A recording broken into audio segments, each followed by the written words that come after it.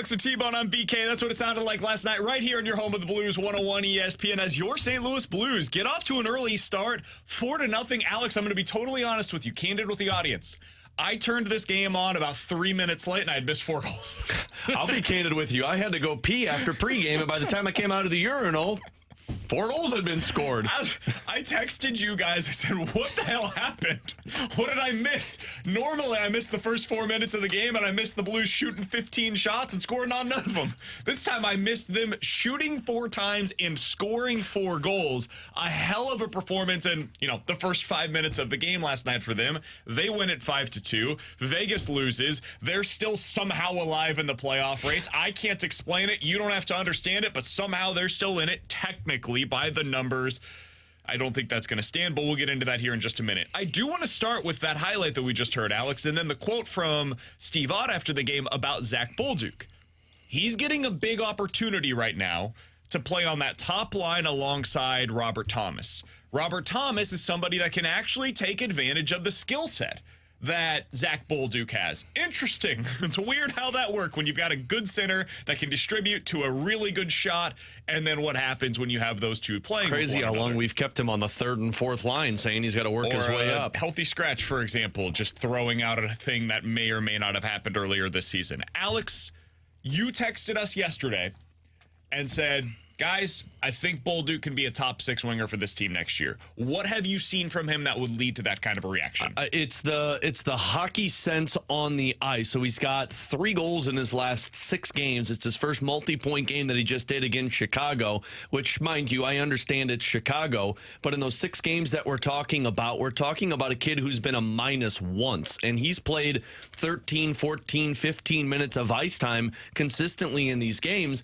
You're still seeing the growing pains from a guy who's figuring out the NHL level, but the shot plays. I mean, you saw that against Anaheim off of the rush, and then last night, the playmaking ability by Robert Thomas to get it to Bolduc in front of the net, mind you, which this is the trend this season. Seems when you go to the front of the net, you score goals. But it's the hockey sense that he's playing with, and he said at postgame last night that he's like, look, I've been focusing more on my defense so that my offense can play better at the NHL level. And what he means by that is he's opening up opportunities offensively because of the back checking, these breakaways, these odd man rushes that he's getting with Robert Thomas and Braden Shen and whomever he's played with. He's getting those because you're back checking, you're stealing the puck, and then you're using your speed to go the other way. So I don't know if he's consistent with Robert Thomas. Frankly, I would imagine you're going to want somebody who's a 40-goal scorer at that position. But watching Zack Bolduc play specifically on the left side, which you have not had a lot of left wingers that have that shooting ability, to me, he's a top 6 winger next season because of the shot, because of the speed, his emphasis on the defensive side. You heard Ott mention, like, he's a gamer. He wants to get better. And right now, I don't think you have anybody, with the exception of Jordan Kyrou, but at times it's been up and down. I don't think you have anybody who has this quality of a shot on your team.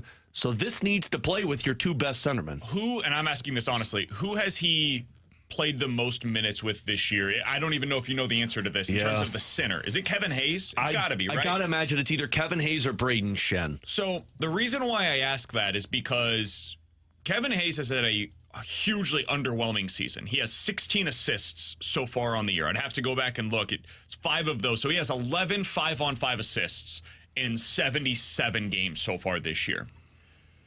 I think that what we are learning as we continue along here in the season, as much as this team is clearly missing a legit 40-goal scorer on the wing, I think their biggest need when it comes to forwards is 2nd and 3rd line centers.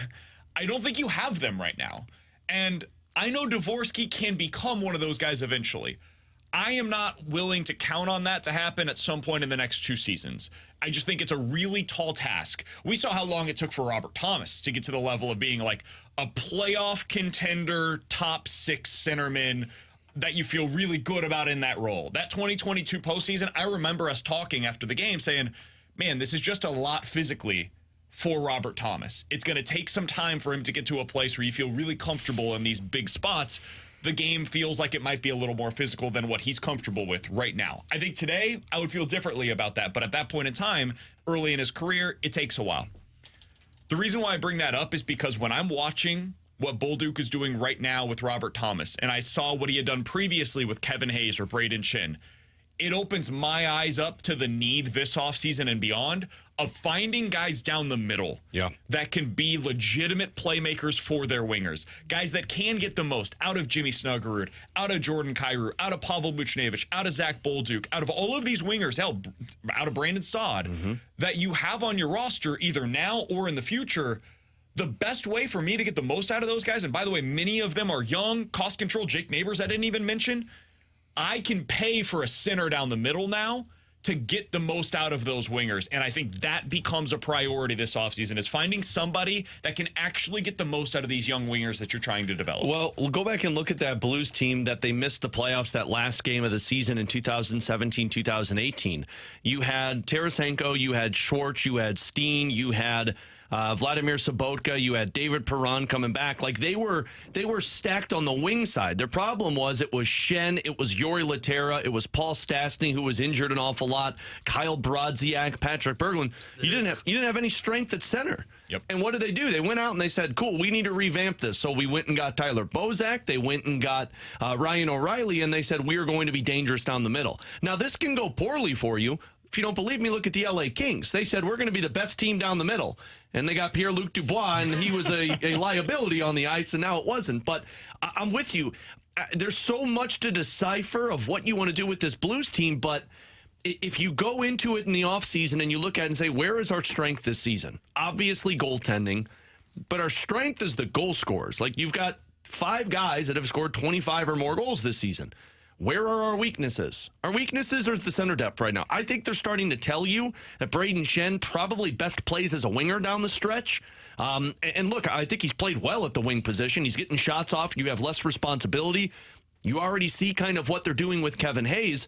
At this point, I don't know if you have 2 other centermen that give you depth down the middle. Zach Dean, to me, next year is a 4th liner. You hope he becomes a 3rd liner. The tough part with that is you've already got a lot of money tied into players in your top 6, and if they're not centermen, you're going to have to move out to bring in. I think right now, when I look at the way that this depth chart sets up for future seasons, and Alex, you tell me if you disagree with any of this, or for next year, not for future seasons, but for next year. Bolduc, Neighbors, Saad, Kyrou, Buch, Schenn. Maybe you end up moving on from one of those players, but right now, that is how I feel your top 9 wingers would be as currently constructed. Thomas is put in pin on my top line as the center. Yeah, you could put it on permanent marker. I don't know who the 2nd and 3rd line centers are as of today. Maybe one of those ends up being Kevin Hayes. I thought the quote yesterday, I don't know if you guys have this available readily for you, but what Drew Bannister said before the game, where he's basically like, hey, we need our veterans. You have it, T-Bone? Yeah, the quote from Bannister on why Hayes was scratched. For Hazy, we need more from him. What we said before is we're looking to put veteran players with younger players. We expect our veteran guys to do the right thing and lead by example. And the play he's referencing, because Matt DeFranks of the Post-Dispatch had pulled this up, we were talking up in the press box last night, and in the first period against the Anaheim Ducks, Ryan Strome got a breakaway, and that breakaway came from Kevin Hayes. He had the puck in the neutral zone. He tried to stick handle around 3 different players, and then when he got into the zone, he just did a lateral pass on the boards and then just stopped. And then Anaheim took it, went up the ice, and got a breakaway. It was Verana. I mean, that's what Verana got sent him back to the AHL with Bannister. And then when he got to the bench, Bannister went, you're not that guy. Yeah. You're not that guy. Well, and honestly, like, I'd have to go back and look at the shift chart there, but I don't think he played very much in the 2nd and 3rd period, and then you sat him. So, I mean, like him or not, Bannister holds these guys to do exactly what he said he was going to do, accountability. But I don't see how, now, look, he could have a change of game, and then the rest of the way, the final 3, he's got a lot more emphasis on his game. Joey even said that he had a conversation in California with him when he was scratched against San Jose and how hard he took it. Then, of course, you had the play in Anaheim, so obviously not too hard. But if you're the Blues, you have to be looking at that saying, if we want to compete next year, you either need to be a completely different player. And he's not changing. Well, that's the thing. You did this already. And that's why I said yesterday, like, if you're Doug, you can't sell that product anymore. You sold I like to think that was just an anomaly and next year we'll be a better team. You've sold that. So, yeah, you need to fill 2 centerman roles moving forward. And if Schenn wants to be a center, I think he could be a 3rd-line center for you. But then that puts a massive emphasis on the 2nd-line center. You got to go get somebody. You got to go get somebody to be that 2nd-line centerman for you. And there's cap space available, man. They, even as currently constructed, they can go out there. 13 mil before before you would move anybody off? Yeah, they've got real opportunities to be able to make some moves that tangibly change your roster. As of today, you've got $12.9 million in cap space. That's with, I'd have to check here, 20 players on your roster. So you're going to have to add a couple. You probably have between $8 and $10 million to play with going into this offseason. Again, that's without moving on from anybody. That's without trading Kyrou. That's without moving on from Pavel Buchnevich, anything like that. You could create more moving on from any of the defensemen that we're talking about. Yeah. My first priority, because it allows me to evaluate my wingers, is not to trade or move on from or change my defensive core. That is something you're eventually going to have to do by the time you're contending again.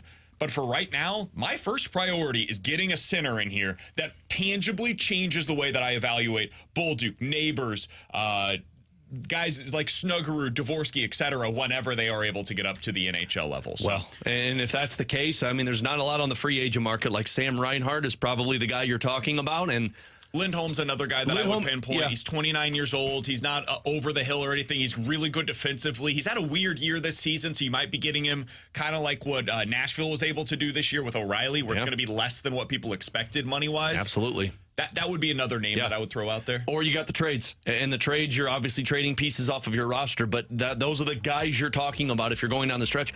I'll be interested to see what they say at the end of the season, too, because they've stuck with this Booch at the center position for a long time. I mean, I'm with you. I even think he hates it. I think he'd prefer to be a winger. But if you look at the stretch of where he's played the center position, he's gone 3 games without a point. He's got 10 points in 10 games, 3 goals and 7 assists. And Jordan Kyrou has picked up his goal scoring. How much of that is on the power play, though? Only 1 point on the power play. Oh, okay. So, I mean, even strength-wise, that line has been consistent from Drew Bannister. So I'll be interested because we heard him say it last year, right? Well, maybe Booch could be a center. We have to find out if he wants to do it, and then you started the season on the wing. All right, so now we get to the fun part of the program. That wasn't the fun part? Wow. Blues are now 3 points back of the Vegas Golden Knights. Damn it, Tanner. We work together too much. Vegas has 4 games left. You have 3 games left. Vegas's games are against Minnesota and Colorado, Chicago and Anaheim. Oh. The Blues' 3 games remaining are against Carolina, Seattle, Dallas. Alex, you think they got a shot? I don't know, man. I've been saying no for the longest time, and every freaking game, it's the Kings lose to the Ducks, the Golden Knights lose to the McDavid-less Oilers last night.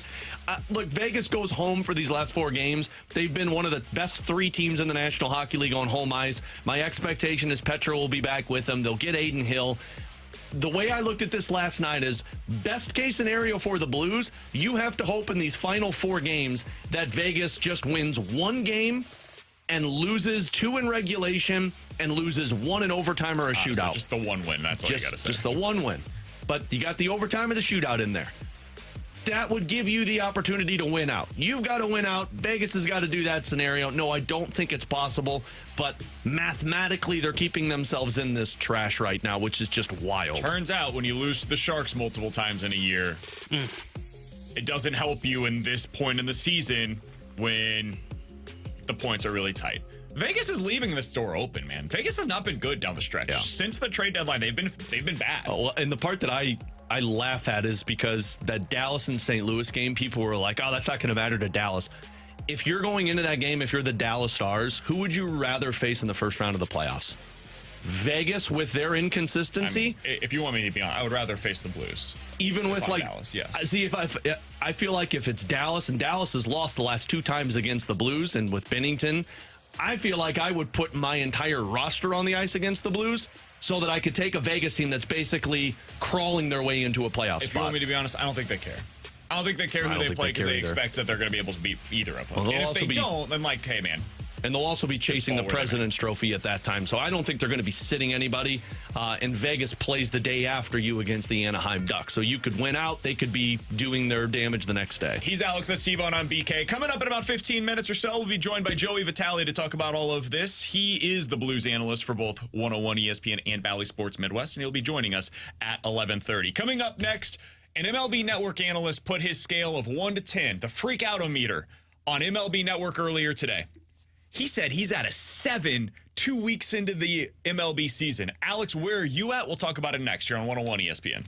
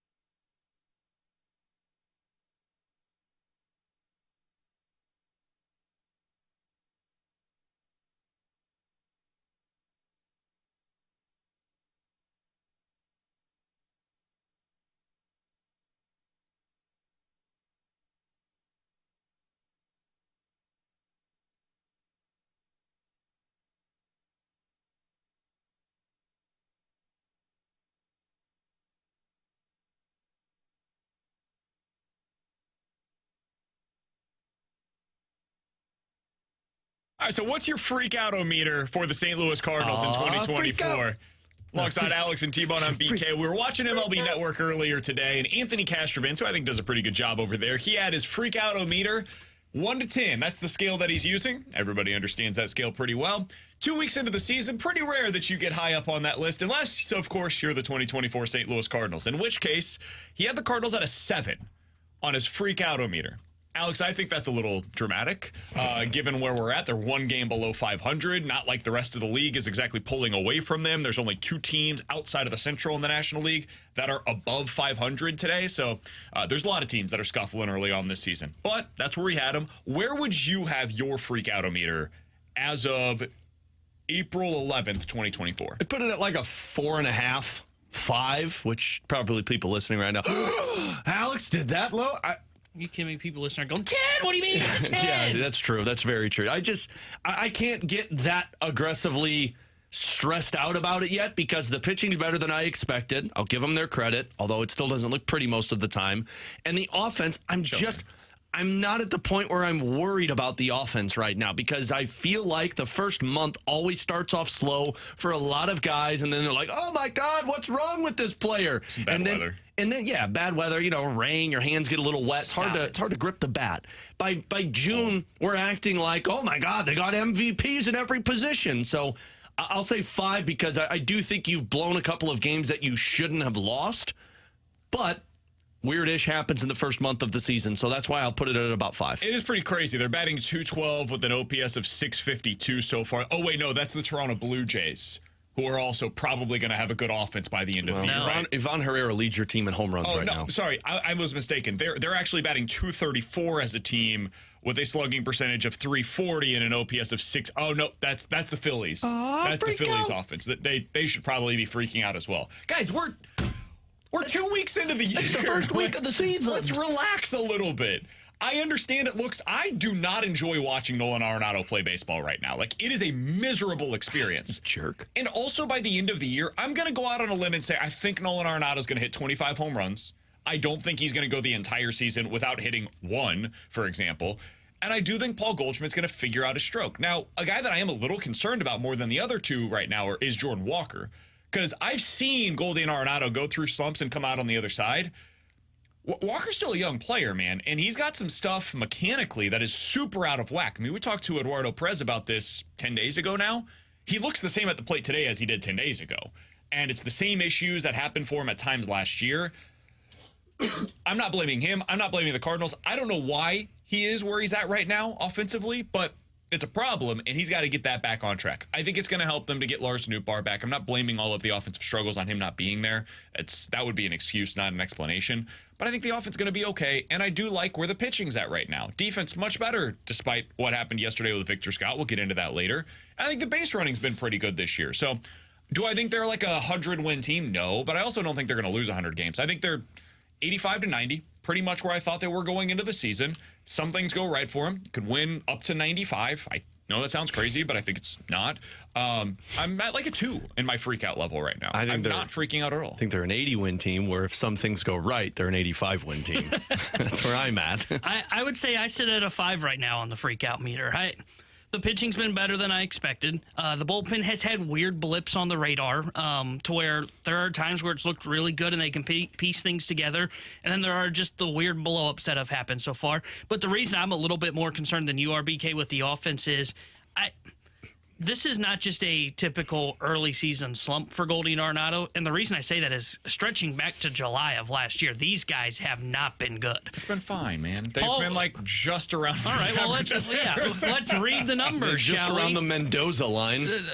Paul Goldschmidt since July 1st of last year, so including July through the end of the season and the first, 2 weeks of this season, a 726 OPS. He is at a weighted runs created plus 101. So he's 1% above league average. Man, that's an MVP right there. For Nolan Arenado, it's worse, a 709 OPS, 91 WRC plus, which means he's 9% below league average since July. I'm so glad you had those shine on this. And so glad you got the numbers, T-Bone. Add on to this, to your point on Jordan Walker, Walker looks the same as he did to start last year. The only difference is these ground balls that he's hitting are not finding holes. It's the same issues into what you just said, and Eduardo Perez pointed out on the broadcast.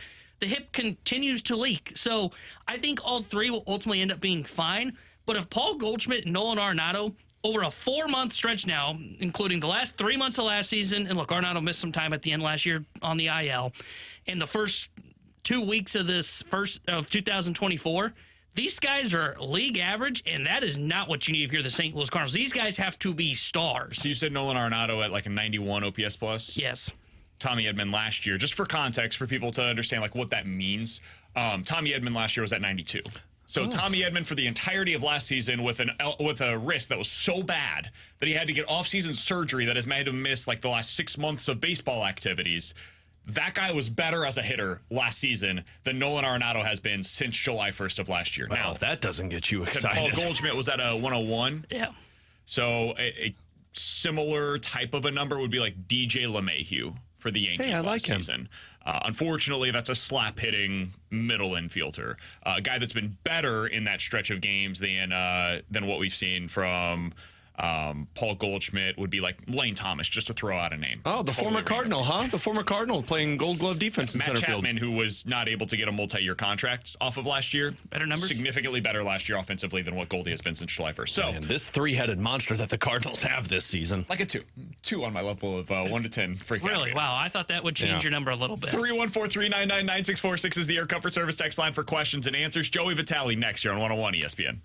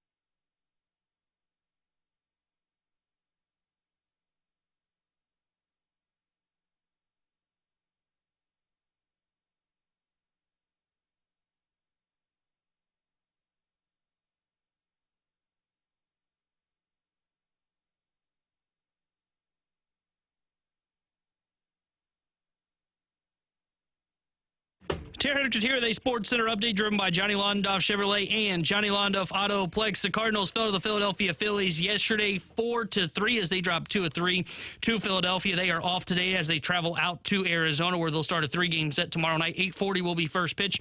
Steven Matz will get the start for St. Louis. Brandon Pfaadt will get the start for the Arizona Diamondbacks. And last night the Blues beat the Blackhawks 5-2. They'll be back in action tomorrow night as well. We'll have pregame coverage starting at 6 o'clock for Blues versus Carolina Hurricanes and then puck drop at 7. The Sports Update is driven by Johnny Londoff. Find your road shop 24/7 at londoff.com, londoffautoPlex.com. Are you kidding me?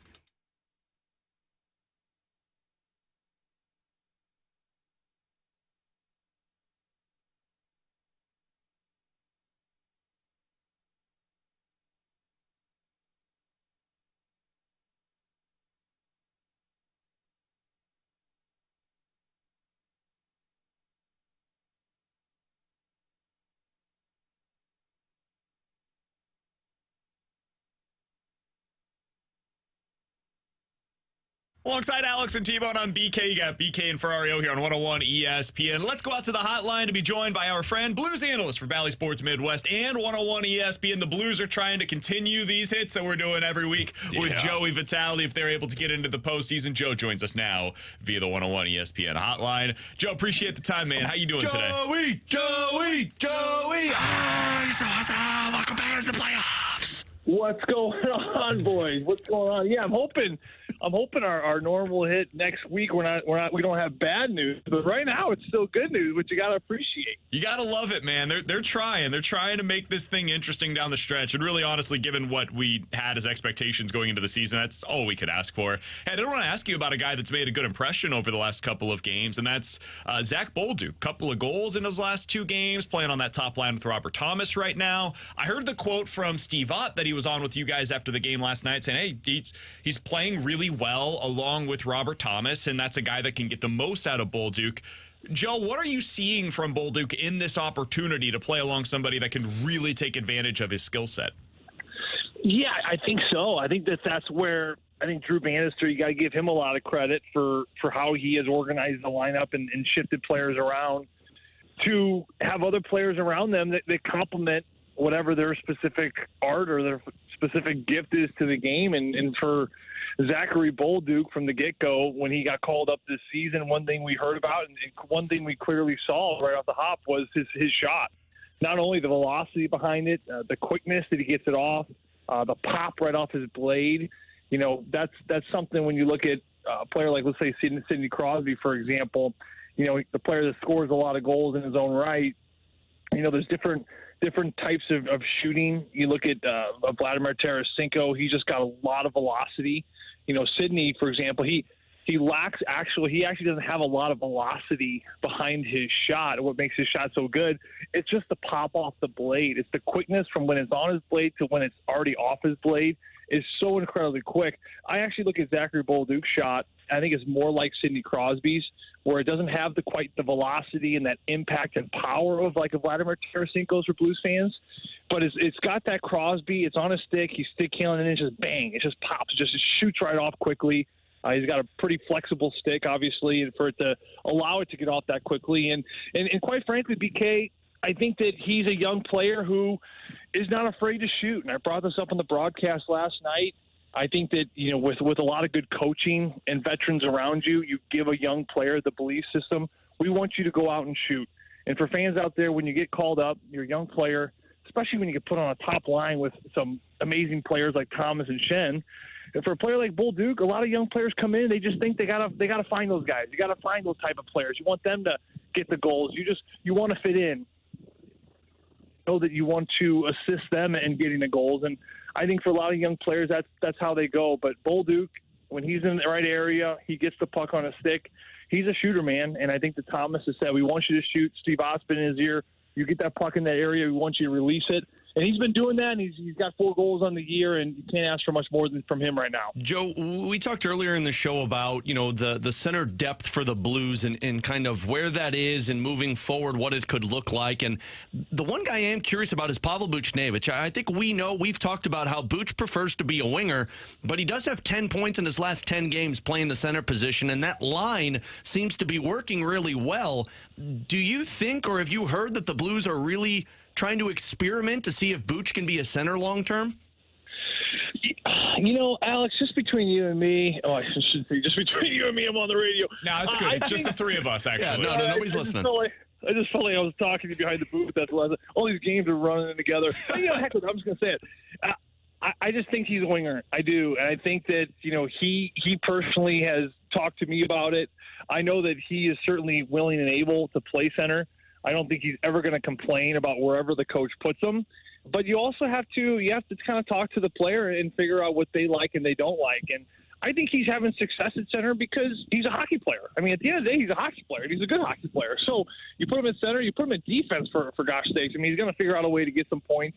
So I know that he's having a little bit of success in the middle. I personally think he is better at the wing. I think that, you know, you move Buchnevich to that second line and put him at the center position because for a while there, keep in mind, the Blues, they lacked a lot of depth scoring. And it was the Buchnevich, Thomas, and Kyrou line. And what happened was you became so one-dimensional where they went through that really tough stretch, especially on that New York trip. This is when it really got exposed, where you have all that scoring on that top line.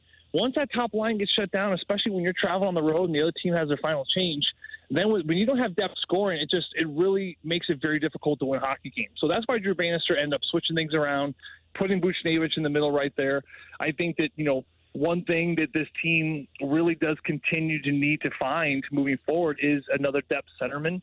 And I think that that's what Drew Bannister lacked. So that's why you had to put a player like Buchnevich in the middle to try to be that driving force. Is he getting points? Yes. Has he been successful? Yes. Is the team winning? Yes. But I think that all things considered, I think that he would be doing just as well on the wing. And, you know, again, talking to him, he just feels more comfortable over there. I think he sees the ice in a specific way that just caters more to a winger. But at the same time, the team is winning right now, and you have to appreciate that. Joe, if I told you could add one of these three players to the roster in the offseason and set aside the contracts, anything like that, just how they would fit into the 2024-25 St. Louis Blues, would you want to add Elias Lindholm, Sam Reinhart, or Jonathan Marchessault? Ooh, I mean, that's a great question right there. I would say a Reinhart. I like the way he plays. You know, I know Jonathan Marchessault is obviously the most recent Conn Smythe winner and a Stanley Cup champion. To me, he's a perimeter player. I look at him, you know, the way at times we see Jordan Kyrou, and it's not a dig at Marchessault, it's not a dig at Kyrou. This is just who they are.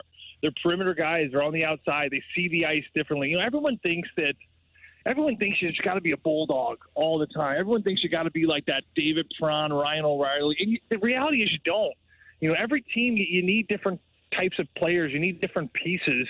You know, Jordan Kyrou, there's times that people may think that, oh, he's being kind of lazy. He's on the outside. He's not courageous enough to get to the inside. Well, that's not necessarily the case. I mean, everyone's got a different personality. You know, you need players that are the hard-nosed Nathan Walker types. You need those types to get to the front of the net. But you also need thinkers. You need observers. You need players to see plays develop. You need players that are going to be patient, and all of a sudden, in the third period, they can just explode like Jordan Kyrou did against the Minnesota Wild team when he got that hat trick. So with that being said, again, it's not a dig at Marchessault, but I think that for a player like Reinhart, not only has a great shot, 50-plus goals this year. He's going to be the most sought-after player, but he does have a little bit more balance, I would say, to his game, where I think it would complement, let's say, a player like Robert Thomas a little bit better. I think that for Thomas and Kyrou, they really need a hard-nosed guy on that line in order to drive it, because they're both that type of personality where they're more of the observing type.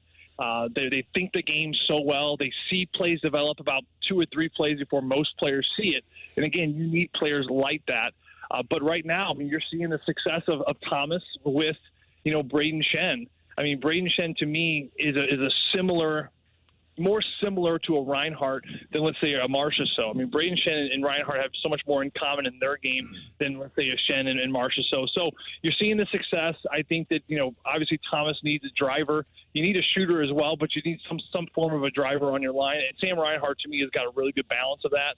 So I would have to say Reinhart with Marchessault being a close second. Joe, can there be too many perimeter players on a team, though? Oh, yeah. I mean, definitely. I mean, again, this is a well-oiled machine. You need lots of nuts and bolts and pieces and it's all about finding that synergy. This is what I was talking to Brooks Orpik about a little bit earlier this year. Every championship team, he won in Washington, he won in Pittsburgh. It takes that special synergy and balance of what it makes it click. Another thing that you talk about perimeter players, let's look on the flip side, Alex, of what a perimeter player is, in my opinion. A perimeter player is the opposite is of course a Delorier, an Olivier, a player like Ryan Reeves. Looking at this team, this is a piece still missing. This is a piece that you can say that's old school hockey, and you don't need the toughness of the fighters anymore. I would call you out right away and say, absolutely, you're wrong. I mean, this is a league still. At the end of the day, you need attitude. You need that bite. And quite frankly, you need that fear. You need a little bit of fear in your lineup, too. I think you look at what Luke Cunnin did, for example, in that Sharks game. He runs right through one of your best players in Jake Neighbors, maybe puts him out for the rest of the year. And then, of course, he ends up fighting Justin Falk. And Justin Falk, of course, now possibly done for the rest of the year. For Luke Cunnin, if you have a Ryan Reeves, if you have an Olivier or a Delorier or a Brady Tkachuk type of player on your team, is he really going to run recklessly through one of your best players and leading goal guys at the time? Probably not. And I think that's, again, it's not just from a protection standpoint. I think it's just the personality of your group. And this is a blue-chip, blue-collar team. It always will be because it's in this great city. And I think with that, you do need some attitude back there. You need some guys willing to stick up for each other and a whole nother level. Not to say that players like Tyler Tucker don't, because they do, and not to say that players like Braden Shen don't, because they do. But there's a different weight class there. This is a different weight class we're talking about. And I think that even Robert Bortuzzo gets dealt this year. You lost a little bit of that attitude, and I think that that's certainly another area. When you're talking about the perimeter players, just look at the flip side. I mean, this team needs a lot of balance. This team needs a lot of pieces and a lot of things to get going back in the right direction. And I think that Doug Armstrong certainly is taking his notes this time of the year and looking to correct those things moving forward. Well, Joe, when we talk this time next week, I hope we are discussing the Vegas Golden Knights final game and what it means for the Blues' chances to be able to get into the postseason that will take place next Thursday against Anaheim. So fingers crossed there. We always enjoy our chats. Thanks so much for hopping on with us today, my man. We'll talk with you again next week. Hey, sounds good. Boys, I hope next week I'm staying in Dallas. Wouldn't that be kind of fun if we're going to stick around one more night to wait to see how this regular season shakes out? Not only to be in Dallas for some playoff hockey, but be avoiding the cicadas. Those cicadas are coming. They're like any day now. They're any day now. And they're coming right through St. Louis. Joe, I would just move your family to Dallas, and if not, they're in the playoffs. Move them there with you, and then come back around August. That's what my advice would be. I'm going to do it. Although it's going to be a nice natural sound machine. Maybe we'll end up sleeping really well this summer with all the babies we have. That is true. You could open up the windows and not have to worry about white noise machines. You could just have cicada machines. There you go. Just don't hold one over your kid's face like my dad used to do, because it traumatizes them. Joe, would you go down and see Luka Doncic if you guys are staying there for an extra night if he's playing a playoff game? Oh, baby. You know it. You absolutely know it. I would do that in an absolute heartbeat with a cowboy hat, too. Joey V does Big D. That needs to be a video series. Maybe we should workshop the name. No. Joe, appreciate the time, man. Maybe we should work on the name a little bit. No, I think it's great, man. I think it's great. You've never been good with the old line combination nicknames there, Alex. No. Chris Kerr would be the first to tell you. You guys are just jealous you didn't come up with Schwarzshenko like I did. No, they're really not. It ain't working. Move on. Appreciate you, Joe. It's Joey Vitale, one of the best in the business. Always appreciate him hopping on with us. Yeah. You tell me that something doesn't pop up and says Joey V does Big D and you won't click on it. Just don't click on it when you're at work. Which computer am I at? Yeah, I was going to say, no, you're at a work computer, so don't do that. Questions and answers coming up next.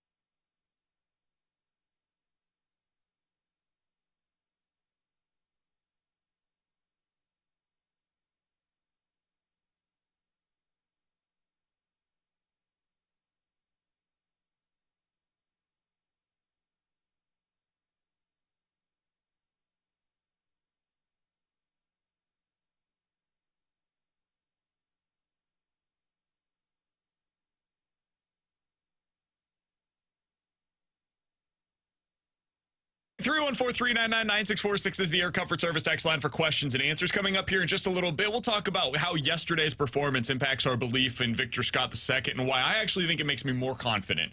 Not necessarily in what he's going to be for 2024, but beyond. We'll talk about that coming up here in just a little bit. All right, from the 309. Guys, do you think that the Cardinals should just rip off the Band-Aid this July and trade both Goldie and Arenado and go with their young group of players? I think that depends on where you're at and what those guys are doing. If they're still struggling and aren't like the big bats that you need them to be, yeah, I would consider it. I mean, you're probably not bringing Goldie back next season. And if Arenado is not the Arenado that you anticipated him being when you acquired him, and he's not giving you the best chance to go out there and win a playoff series, I would. I'd see what I could get for both of those guys. You got a third baseman. You could find a first baseman for you in your organization. At some point, you just got to say, well, this isn't working. I mean, what would it be if you struggle by the trade deadline again? That would be fourth straight year with those two guys that you've had zero playoff success with. Yeah, 21 would have been the first year, if I'm not mistaken. 21, 22, 23, and then by the trade deadline, if you're still scuffling, yeah, I mean, I would. Here's where it's tough, and this is why it's a difficult question to answer, because I think if those guys are playing well, you're not a seller. You know, I think the pitching is better. Back to our conversation yesterday, it is better compared to last year, and I think it can help keep them afloat. Unlike last year, where the sink had shipped by the end of April, and you kind of knew that it was going to be a seller's deadline for the Cardinals. You know, when you start 10-24, it's tough to bounce back from that. You're going to be a seller. You hold on to these guys. The problem is, I think if this team is selling again this year at the deadline, it means Paul Goldschmidt and Nolan Arenado have not bounced back, and I don't know what you can get for those two. If you had last year's defense and pitching with this year's offense, dude, this team would be like 3-10 right now. And I don't think I'm overstating it. They would be an atrocity. Because a couple of the things that have really helped you, and frankly, speed, a couple of the things that have helped you prop this thing up are the defense that you've had early on in the year, the ability to manufacture runs, whether that's via productive outs or stealing bases. Like, these kinds of things have really helped you out. And then both your rotation and your bullpen have kept you in games to the point where, and I'm not trying to sell you on this being like a top 5 rotation, top 5 bull, like, they've just been better. They've been better to the point where you are in games regularly. And that allows your offense the benefit of time. And hopefully they can break through. Yesterday they didn't. A few days ago against Philly, they finally were able to scratch across a few runs, and then it didn't matter in extras. That's going to happen. But I do still believe that this offense is going to be better. And when it is, I think you're going to be in a place where you're not going to be thinking about trading either of those two guys at the deadline. I do think they will be here for the entirety of this season. I don't think Paul Goldschmidt will be back in 25. That's my, like, if you want to call it a bold prediction, I don't think he's going to be back here next year. I don't know what they're going to do at that spot. I don't know if Alec Burleson is an everyday first baseman. I think you'd like to be really good defensively over there still, if you can be. But as of today, I would not expect him back next year. And I don't know on Arenado. We'll see what happens there. But I don't think it happens at the trade deadline. All right, 314-399-9646 is the Air Comfort Service text line for questions and answers. Alex, do you think Zack Bolduc could have a career that resembles that of Brandon Saad when it comes to points production, regularly getting to 20 to 25 goals and giving you 40 to 45 points? Yeah, I think so. I actually think it could be more, which I guess it's kind of along the same lines, but I think he could be more like a David Perron. And, I mean, Perron's pretty much that. I mean, he's had, 3, 4, 5, 6, 7 seasons where he scored 50 or more points. And he's surpassed 25 goals once. I think that's who Bolduc can be. I mean, Bolduc's got playmaking ability. He's not just purely a shooter. You saw that on the Robert Thomas goal that was scored in the third period last night. I think you could have a David Perron-esque career of Zack Bolduc. For that today. Oh, yeah, absolutely. And the reason I say Perron is because I see Bolduc more engaged on both sides of the ice than I see with Brandon Saad. And that's why I think anytime I see a player that's engaged, Bobby Plager used to say it all the time. He'd say, it's great in the offensive zone, but do you notice him in the defensive zone as a forward? And I was like, well, that's weird. Why would you worry about that? Because it opens up offense. I would say more like a David Perron-esque career. And to the point on Perron, and Saad doesn't have this, is Bolduc's got a little bit of a slap shot. So if he hones in on that skill a little bit, that's the thing you're missing on this power play one-timer that they've missed since Perron left. So maybe you get some of that power play production that Perron brought to the table as well. I mean, your hope is by next year, 2 years from now because of Snuggerud, you have one-timers on both sides of the ice. Be ideal. And that is how you become a dangerous one. From the 980, guys, if you could add one position player to the roster, an above-average player at his position, but not elite, what position would you add for the Cardinals? They said theirs would be a true veteran, above-average center fielder. If I could add one player that was above average at their position, it would absolutely be a center fielder. Because I think you're above average at every other spot. So there's not, maybe right field, but I don't think there's another place where you can clearly upgrade other than center field. Yeah. But with just an above-average player. If you're telling me elite, I would love to add like a truly elite level shortstop to this team right now. It's a position player though, right? Not a starting pitcher. Correct. I love Mason Wynn, but like if you can tell me I can go out there and add like a future Hall of Famer at that spot, I'm in. That sounds great. It's the most valuable position. I think mine would be center field because like I'm looking at this, like the elite would be like a Mike Trout, which not going to get that, but above average, I would take that. Yeah, I think center field would be the one for me because like I'm still bullish on Walker, and this isn't to say I'm out on Victor Scott, but it's clear he's overmatched here at the plate at the major league level, and he's really the only guy that I can say that about, so I would say center field as well. All right, coming up in about 15 minutes or so, there was news earlier today in the world of college basketball. Kentucky got denied by its top option to be their next head coach. We'll tell you who that was, why they decided to stay, coming up in 15 minutes. But next, what does yesterday's performance say about Victor Scott's future in St. Louis? I actually feel better about him today than I did yesterday, and I'll explain why next year on 101 ESPN.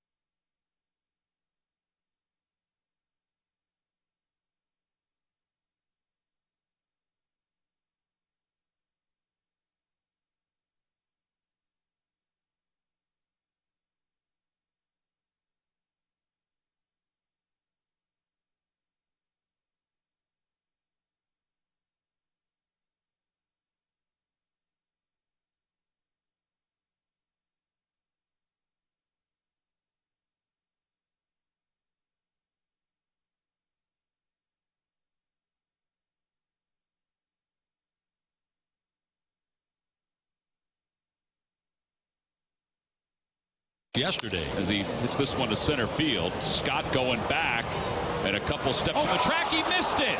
Schwarber's around third heading for home. And the Phillies take a 1-0 lead on what should be an E8. And Scott, who was casually going back, he was in the wrong spot to come up with that grab comfortably. Well, you were right about him meandering because he was all over the place. Making those mistakes, I mean, I'm not perfect. I'm not a robot, so I'm going to make mistakes, yes, but I'm also going to learn from them. And I feel like that's something that everyone should know, is that, yeah, I make mistakes. Okay, cool.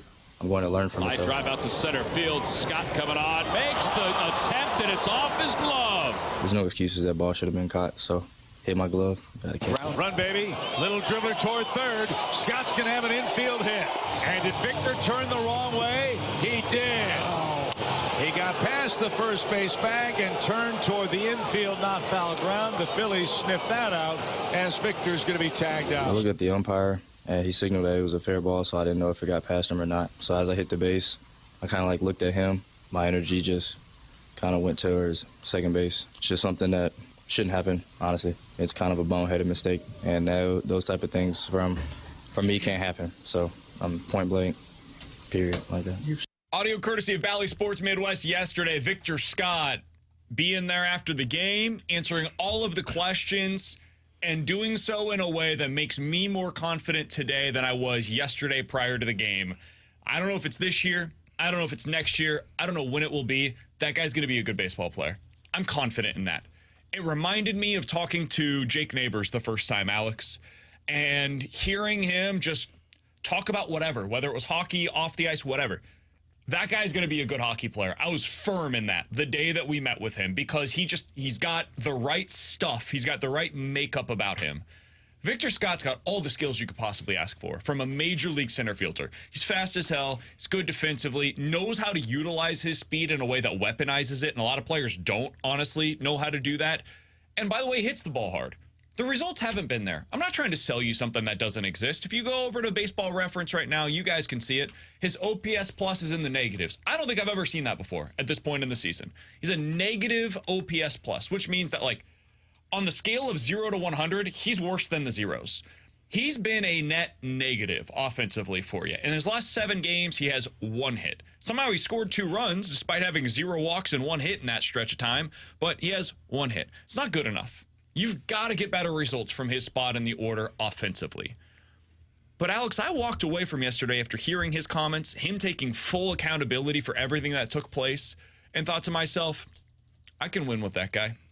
I can win with that guy down the road, and it made me even more confident about his long-term future here in St. Louis. I mean, the fact that he stood up at his stall and answered all of those questions gives me a ton of optimistic hope with him. I mean, he didn't have to do that. You're talking about a 21-year-old, and we always talk about how the Cardinals protect these guys. Man, they could have told him to stay in the stay in the room with all of the food and don't come out until the media leaves, and then we'll be good. But no, Victor Scott stood up there, he answered the questions, and he admitted, like, look, this is on me. It was a bad play defensively in center field. It wasn't smart of me to make that turn at first base and get tagged out. I let my team down. I think the biggest thing when it comes to these athletes, after we've seen them over the years, and I love the Jake Neighbors comp, is the maturity and the accountability. When you hear that from them at the start, you know you got a good one because you can work with everything else. He obviously has the talent. You know that the base running, the defense is there. That stuff was an anomaly, and you were going to make a mistake, and now you tighten up on it. Offensively, it's still a growing period, which makes sense. He's young. We knew that was going to take place. But if he would have had that happen to him, and then not be available to the media, or if he would have said, just common cliche answers and got out of it, I would have been a little bit more like, oh boy, that's not the right mindset to have. But man, we remember talking to Jake Neighbors that first time at training camp, and we all walked out of that room after we spoke with him. We're like, dude, that guy's like a 35-year-old and he's 21 years old. That's the same as Victor Scott. And the other part for me, too, that I'm like, damn, that's really big of him, because this is also the guy that, a week ago said, I'm Willie McGee, he's Vince Coleman, and he's Ozzie Smith, and we're going to be the next big things in St. Louis. And then after a mistake, he answers questions. So that's the thing. You've got to have both. You can't just back it up. be the confident guy when things are going well for you before opening day. Everybody's excited to see. You can't just have that confidence unless it also comes with a little bit of the humble pie that's served whenever you have one of the worst baseball games you could possibly have. Because multiple booted balls in the outfield when you're known for defense and a base running mistake when that's another key aspect of your game. Those things cannot happen for Victor Scott. And he knows it. Yeah. And he came up and he said, listen, I understand I've got to be better. The other thing that I would say that this compares to, Alex, is when I think this was last year, when you had Alexei Toropchenko answering the questions after a game. The veterans weren't there. And to be fair, the veterans answered questions after the game as well yesterday. I'm not calling anybody out for that. But it impressed the hell out of me that Alexei Toropchenko went up there and answered the questions. And people are going to say, hey, you're making too much out of this. You're making too much out of this. It's about what happens on the field. Sure, all of that is super important. And Victor Scott looks overmatched offensively right now. We'll get to that here in a second. But what happens off of the field also matters. Mm-hmm. Having a good head on your shoulders, dude, that is so much. And as I've gotten further into this, and we've seen some of the guys that do and don't succeed, dude, that is a huge piece of the puzzle. Makeup is such an important part of this. We ask all the time about, is this kid mentally strong enough to handle a full season? That there shows you, he's mentally strong enough, because after a bad game, you stand up there, you take it, you answer the questions, and then you go back out and you get better from it. So I'm with you, BK. I mean, people probably are more pissed off now. I mean, this is why you got to send them down. You get Nootbaar and Carlson, and let Victor Scott go down to work more. Man, if it were me, I know the offense isn't good right now. When you get to the point where you're forced, that's fine. But everything else, I want that kid to keep learning at this level, because that was a big moment for him. Yeah, I would say I like him holding his own accountability. I'm impressed by the fact that he did that. It didn't change how I view what he's going to be on the field. It just showed me that, okay, he's good with the media. That's all it showed me. What he does on the field will be what tells me what makes him a good ball player. But handling the media in tough times, that's impressive for a young kid. Walker is also very good with handling the media. Mason Wynn is very good with handling the media. But I don't read too much in dealing with the media in terms of what you're going to look like on the field. Fair. Somebody from the text line from the 980 says, BK, I'm surprised to hear you say that he's not been good enough offensively. If I remember correctly, you said previously that you don't care what he gives you offensively. Well, if you don't care what he gives you offensively, then you wouldn't have a problem with him batting below 100. I said until you get either Dylan Carlson or Tommy Edman back, whichever one returns first, and at this point, it doesn't seem like we really know which one will be back first. My guess is Dylan Carlson still, but I don't know. Until that happens, he should be up. I feel the same way today, guys. I'm not telling you that this is a guy, for me, I still think he should be up. Yesterday, there was a moment in time where T-Bone and I looked at you after the game, and I said, man, this is the kind of game where it may make people within the organization say, should we send him down and go with Siani in center? And I feel that way. That was the kind of game that would at least beg that question. Somebody in the room, Mo, Gersh, Flores, somebody has to say to the others, is this the time where we make the decision? Where we say Victor Scott should be going down for his own good to be able to develop at a rate that is better for his long-term future? Somebody has to ask that question. You have the conversation about it. When I came to my conclusion, for me personally, I can't speak for anybody else, I would have said no. I would have said, let's keep him up. Still think the defense is really good despite what happened yesterday. Otherwise, I think he's been really good defensively. The base running's still there. And I don't think Victor Scott is going to be the guy that makes or breaks your offense. Yes, it sucks that right now you've got a guy batting .091 in your lineup every single day. That's not good for the Cardinals. But your lineup is going to be good or bad based on what happens 1 through 7. Jordan Walker's not hitting right now. Paul Goldschmidt's not hitting right now. Nolan Arenado's not hitting right now. Until that changes, man, I can't look at Victor Scott and be like, that's the reason our offense is bad. No, you've got a million other reasons. And frankly, you don't have another option in center field. And if you're saying that it's Michael Siani, cool. Put Michael Siani out there every day. I don't think it's going to be significantly different offensively with Siani versus Victor Scott. Siani will, I think, be a little better. He's a major leaguer right now offensively. Scott's not. But there's other stuff that Scott brings to the table, and his future matters more. I would just stick with him. I would stick with Victor Scott right now every single day in center field until one of those other two guys that is a legitimate option for me becomes an option in the major leagues. Yeah, and this is why I was the one that was very adamant about how I really don't care about what his offense looks like, because I think the defense, the base running, that's important for this team, and you get the growth of Victor Scott, and I stand by it. I said, if we're worried about Victor Scott's offense, this team has gone horribly wrong elsewhere because one guy, and I get it is bad when you're talking about his offensive numbers, but that's one guy.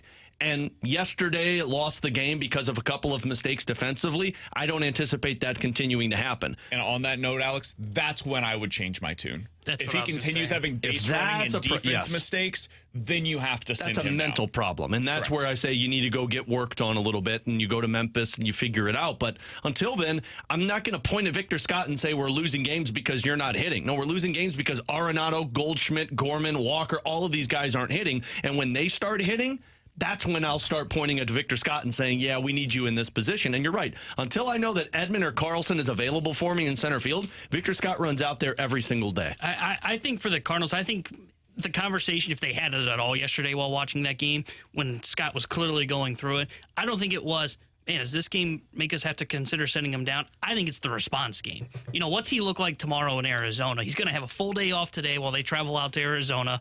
He'll more than likely be in the lineup tomorrow against the Diamondbacks.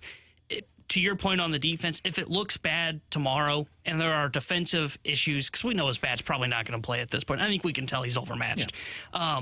If there are defensive issues tomorrow and the next day, that's when the conversation starts to occur, because then it is clear to where it is, okay, the offense is clearly starting to affect his game defensively. You're starting to see him kind of maybe mentally wane just a little bit. I think he's a tough enough kid that I think he's going to be fine defensively. He'll probably make a diving catch, maybe rob a home run by the pool tomorrow in Arizona. That would be awesome. I think that he is going to be fine, but that's when you start to have that conversation, and that's when you say, okay, get away from the pressure here in St. Louis. I know a lot of people may get upset about what's he going to do in Memphis. He doesn't need to learn.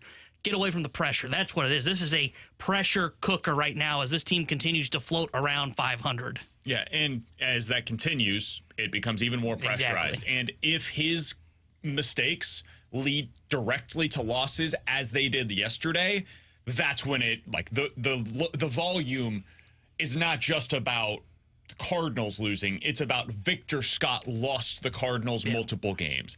And that's when you got to say, hey, for your own good, we're going to go ahead and take away some of this pressure, go down to AAA. You have never played in Memphis. Like he's going to have the same response in Memphis that he had when we talked to Michael Gersh here in St. Louis, where it's like, hey, where is the bathroom? Where am I staying while I'm living here? Like, what is 60-farty? Exactly. Those are some of the things that are going to take place in Memphis as it did here in St. Louis. He's got time, man. And I do think eventually he will have time down in Memphis. It's just, like, I'm not making that move for Michael Ciani. Not yet. Yeah. It requires more issues on the base paths, more issues defensively. Before we get out of here and talk about what happened at Kentucky earlier today, which is one of the biggest stories in sports, they are expecting to call up Lars Nootbaar on Friday. He's going to be part of your roster once again. He's ready to go. Pedro Pajes is the one that's going to be sent down, according to our Cardinals insider, Katie Wu. You can read that over at The Athletic. How do you construct this lineup with Lars Nootbaar back? Your first game will be against Brandon Pfaadt. He's a right-handed pitcher. Alex, what are you doing to be able to configure this on a day-to-day basis? I mean, for me, Nootbaar goes to left field. I would make Brendan Donovan my DH. And that means I got to decide on my catcher. And if Contreras is still dealing with it, then Herrera's my catcher. And if he's not, if Contreras is ready to go, then Herrera is going to go to my bench, which I know is crazy to say. But Donovan stays in my lineup. And because I want that defense in left field with Lars Nootbaar, those two guys are in, especially against a righty. So it would be Donovan as my DH. It would be Nootbaar in left. I would put Walker back in right, Scott in center. And then the rest is kind of par for the course. And you decide who's ready at catcher. Yeah, I would keep Herrera in the lineup because he's your best bat right now. And while the offense continues to struggle, he has to play, in my opinion. So Herrera is my DH or my catcher, no matter what, in my opinion. I would go, I thought about, like, okay, well, then where do you put Donovan? Because I think you're 100% right. He's got to be in the lineup. I think they have to start a rotating cast of who's getting days off. And BK, you brought this up in the office, and that's where I got the idea, because originally I was like, I don't know what the hell you do. I think it is maybe tomorrow Arenado takes an off day and Donovan gets to start at third. The next day Walker's off in right and Donovan's in right field. Then maybe you want to give Herrera a day off, or maybe Herrera goes behind the plate, Contreras gets a day off from the catching, and Donovan becomes the DH that day. They've got to keep Donovan and Herrera. Those are the two guys, in my opinion, that have to be absolute locks. They are in the lineup. They are written in pen. The only thing that's not written in pen is what position they are playing. Yeah, I would just go with Contreras and Herrera as my DH catcher options right now. and then I'm filtering through Donnie as my super utility guy. One day in left field, one day in right field, one day at second, one day at third, one day at first, one day at DH, and just continue that cycle. The Cardinals have said all offseason, we don't want to be playing the game where we're having a bunch of guys playing a bunch of different positions all year. Absolutely the right call. What you can do, though, is he becomes your Ben Zobrist. Ben Zobrist would play all over the field. Wherever you had a hole on any given day, what he did what Ben Zobrist used to do. Hey, we've got an injury in left field. Donnie, you go start out there every day until that guy comes back. Cool, got it. Whenever that guy gets back, if you're healthy for a little while, eventually there's going to be another injury, and he'll probably replace that guy at that spot. But in the meantime, we're going to have a guy getting a day off every day. Donnie, you're the one that gives that guy the day off. And guess what that means, Brendan Donovan? You never have a day off. Yeah. You're always going to have a job to do that day. Good thing you got that winter soldier arm. I think that's the way that he operates, man. He's just too good. He's too good at too many different spots to have him not in the lineup every day. I hear some people saying, hey, just put him at second base and have Nolan Gorman as your DH. Guys, I think Gorman is a better defender at second right now than Brendan Donovan is. Gorman's good. Not excellent, not elite. He's not Tommy Edman. He's not what Colton Long was.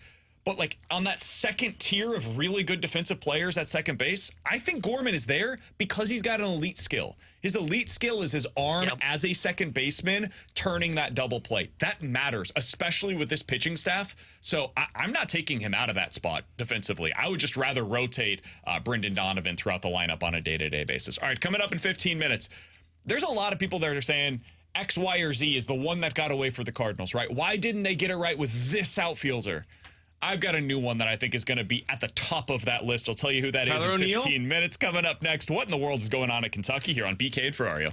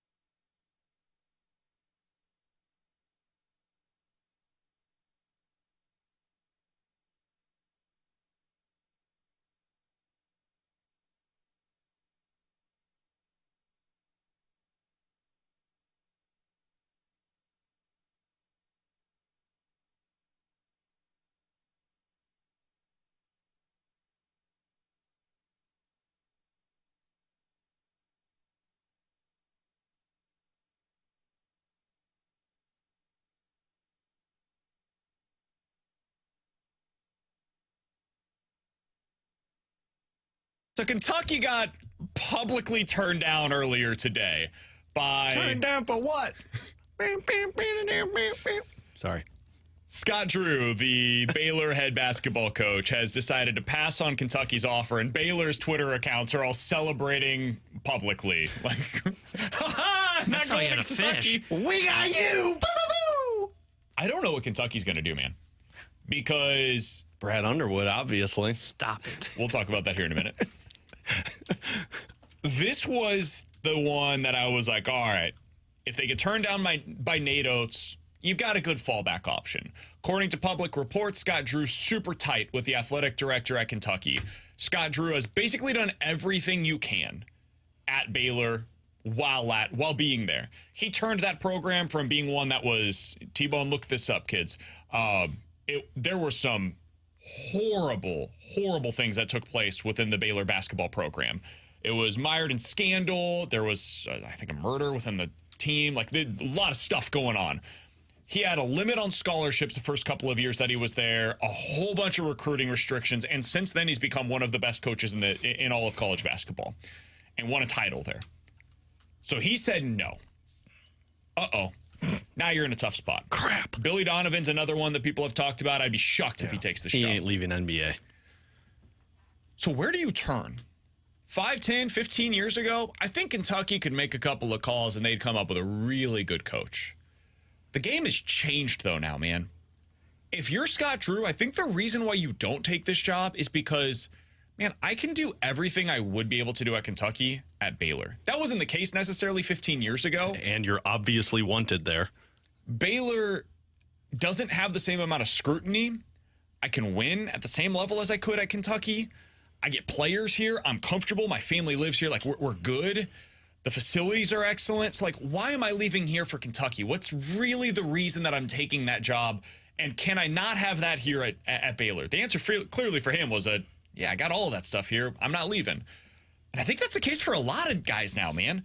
Like you mentioned in the office, T-Bone Painter leaving from Purdue to go to Kentucky. I wouldn't leave Purdue for that job. Why? What am I getting there that I can't do at Purdue? I think that's the case for a lot of coaches across the country, and I think a lot of them are coming to that realization now. It's like the Brad Stevens effect of I'm not leaving unless it's like the perfect opportunity for me. Where do they turn? Who's going to be the next coach, in your opinion, at the University of Kentucky? Because this is supposed to be one of like 6 jobs that really matters, and they've been turned down multiple times now for the guy that coaches at Alabama and the guy that coaches at Baylor. That doesn't happen 15 years ago. I mean, me personally, I think they're going to have to turn to an assistant of Coach C. I think that's where this is going to have to be. You're going to have to get a former. He didn't react to it. I was really hoping he would. He just gave up on it. I get it. Sticking with Coach. Oh, I'm sticking with it. I'm sticking with it. It's good. I think you have to go with an assistant because, like, all of these big names aren't available to you.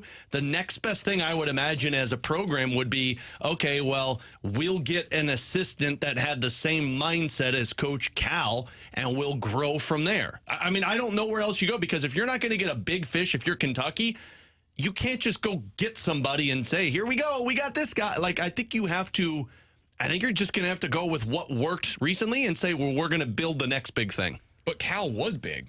Well, that's what I'm saying. But I don't know if you could go bigger if you're not getting any of these names. No, I'm saying when Cal was hired there, he was the candidate. Yeah. Like, he was at Memphis and went to a national championship at Memphis. He was doing the one-and-done thing at Memphis in the early to mid 2000s. Yeah. And even prior to that, he was doing it at, what was it, UMass, where he had success prior to, like, and then he had the opportunity. Cal was huge.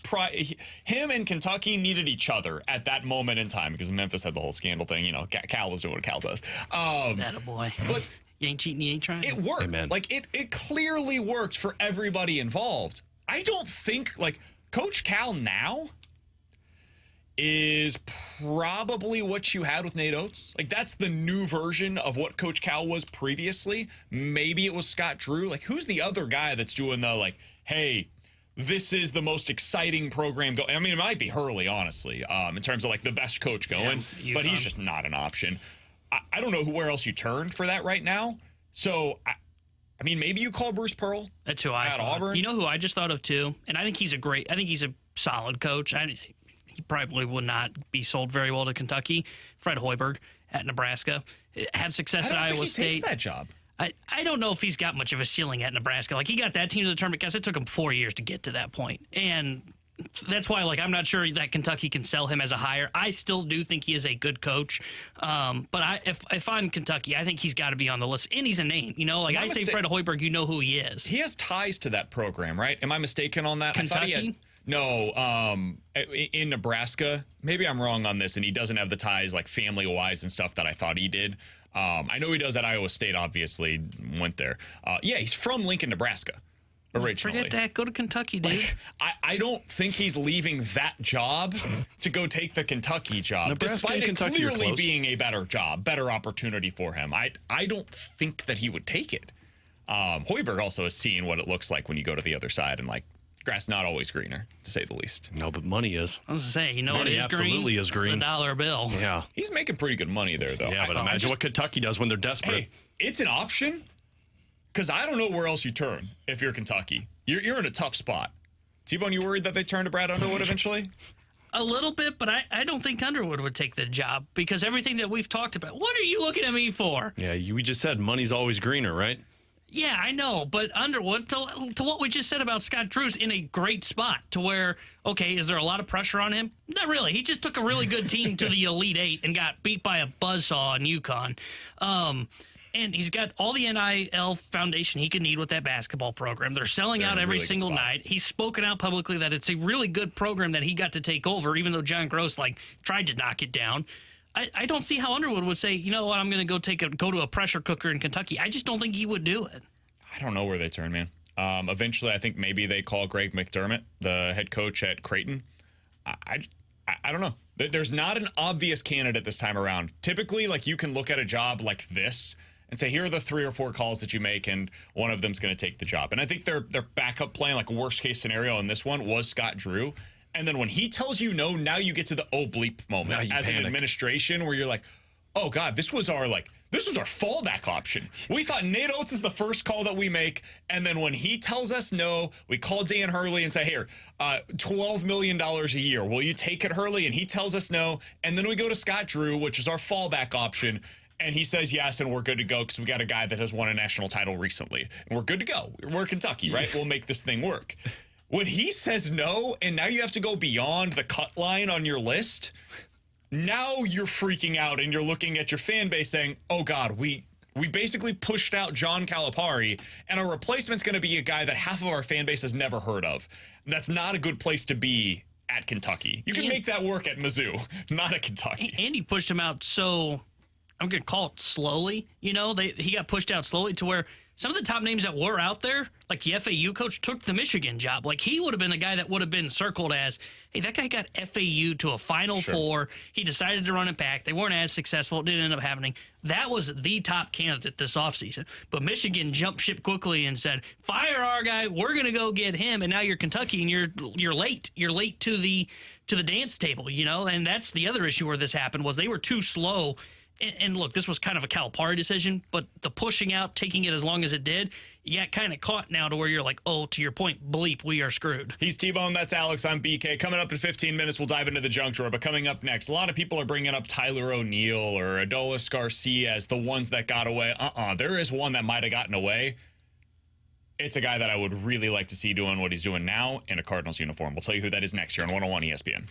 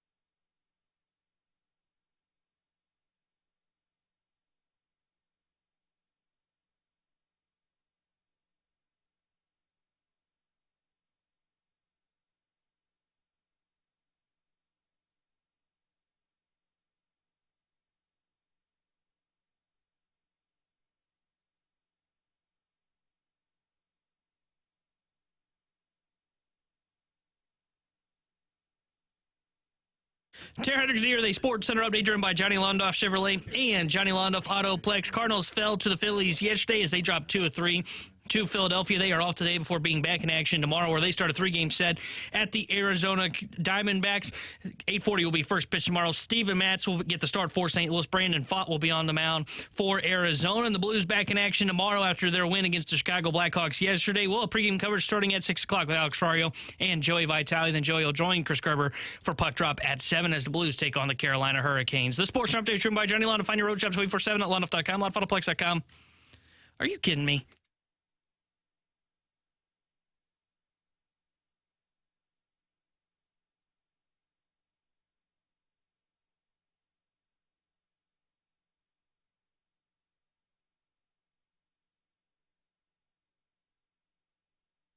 So we're going to get to the one that got away for the Cardinals here in just a moment, but there's some breaking news in Major League Baseball. Ippei, the longtime interpreter for Shohei Ohtani, has been charged with bank fraud. Oh. After it was discovered that he transferred more than $16 million from Shohei Ohtani's account to an alleged illegal sports book. This is according to federal authorities in an LA court today. The U.S. attorney said, quote, the bets do not appear to have been made on the sport of baseball. They were placed between the years 2021 and 2024. The account was set up for Shohei Ohtani, and he didn't have access to Ohtani's reps or financials. Like, what? So this was Shohei Ohtani? Ippei set up the account for set up the financial account. This was very confusing. It sounded like he was talking about the Because like, whoa, did I just run into something here? It's a hell of a Circa Sports Illinois so bet. Ippei set up the bank account for Shohei, and Ohtani's reps and financial advisors did not have access to it. So that's how they didn't know. Good? $16 million unaccounted for and nobody knew? Hey, man, either this dude is like the ultimate, like, shark that nobody knew about, or this is one hell of a fall guy for Shohei Ohtani. It's one of the two, man. I feel like I'm waiting for, like, Ashton Kutcher to jump out from behind a bush and be like, yeah, you're punked. Wasn't $16 million. This, Ippei, I mean, you're going to prison for a long time. 10 years? 15 years? I don't know. I couldn't even speculate on well, what I've never bet $16 million before, so. Yeah, or literally stole $16 million from what was previously said to be your best friend. Shohei, you got to be on top of that money a little bit more, my man. I mean, I'm not going to blame Shohei. If this truly was a situation where he did steal $16 million, like. But it's not like it's $16 million in a lump sum. We're talking like $16 million over so time. That's probably how it. They said that Ohtani clearly is entirely a victim here. I'm reading this from Dylan Hernandez, who covers sports columnists at the Los Angeles Times. He also says that Ippei, his interpreter, would allegedly impersonate Ohtani in conversations with the bank. Oh, my God, dude. I mean, this guy's like, if all of this is true, this dude is the scum of the earth. This dude is a con man of all con men. There's going to be a movie made about this. 100%. Like that's on what's Netflix, coming. probably. No, this is so Apple Plus or HBO Max. Like this is man. Imagine impersonating like you have all of your like you're down to like the social security card number. Like you're on everything. Imagine impersonating this when you're contacting the bank and being like, "Yeah, I'm taking out this amount of money." Unbelievable. And again, over 16 years, I mean, you're talking about over $5 million a year that you're moving money around from his account. Yeah, over a 4-year stretch, so $4 to $5 million per year. Wow. That you're moving in and out. I mean, that's unbelievable. Genuinely unbelievable. The background on Ippei, when you find more out about who this guy really was, is going to be fascinating. Yeah, this is going to be a hell of a movie. Yeah. If and when it comes out. Have you ever seen what's it called? Sneaky Pete? Yeah. The TV show? It feels like I'm watching an episode of Sneaky Pete right now. I know. I feel like I feel like it's like a Blacklist episode. Like Raymond Reddington's finding ways to con all of this money out of this individual. This is incredible. I mean, we're going to see all of this play out in court. So for anybody that doesn't buy it completely, and I got to be totally honest with you, like it's hard for me to believe this completely. Like it's just such an unbelievable story that like it doesn't compute in my head. The idea of somebody just losing $16 million, it's hard for me to buy. But we're going to see all of this evidence presented in court, and it's all going to be reported as public record. And when it is, we'll all be able to make our own claims on how we feel about it at that point in time. All right, Alex, I do want to talk briefly about Jordan Hicks, because hot damn, he looks like one of the best pitchers in Major League Baseball so far this year. And for all of the people that bring up Tyler O'Neill or Adolis Garcia or Lane Thomas or any of these other guys that are the one that got away, right? I can explain those away pretty easily for the most part. Adolis Garcia was DFA'd by the Rangers. Anybody could have added them to their 40-man roster, and every team said, no thanks, not worth it for us. So it's not just the Cardinals that missed there. Everybody in Major League Baseball missed there. Lane Thomas, dude, it had played its time out here. They had what they believed to be better options, and I think every single one of us here in St. Louis believed to be better options in the outfield than Lane Thomas. No problem with that one either. Randy Rosarena, hey, you lost. It was a challenge trade. You thought you needed a left-handed starter. They needed an outfielder, and they got the better end of it. Sometimes that happens. It sucks. They should have built around him. They never gave him a real chance. That one hurts, no doubt about it. Trading away the 2 number 1 starters in Sandy Alcantara, Zach Gallen, you got a number 4, you got a cleanup hitter in your lineup. Sometimes you lose, right? They lost the trade there, no doubt about it. Jordan Hicks is a different case. Jordan Hicks they brought up because they needed a reliever, and he was awesome for them. And then they just kept him in that role forever. And for the most part, it worked. He's a good reliever here in St. Louis. But the one opportunity that he had ever to start was in 2022 when he had like a week in advance notice of, hey, we're going to go ahead and move you to the starting rotation now because we have nobody else to be able to go with. And he was like, okay, cool. Sounds great. His first start, he had a pitch limit of, what was it, 45 pitches? Yeah. It was never a real opportunity to be a starter here in St. Imagine Louis. telling somebody you're a starter, but you have 45 pitches to go out there.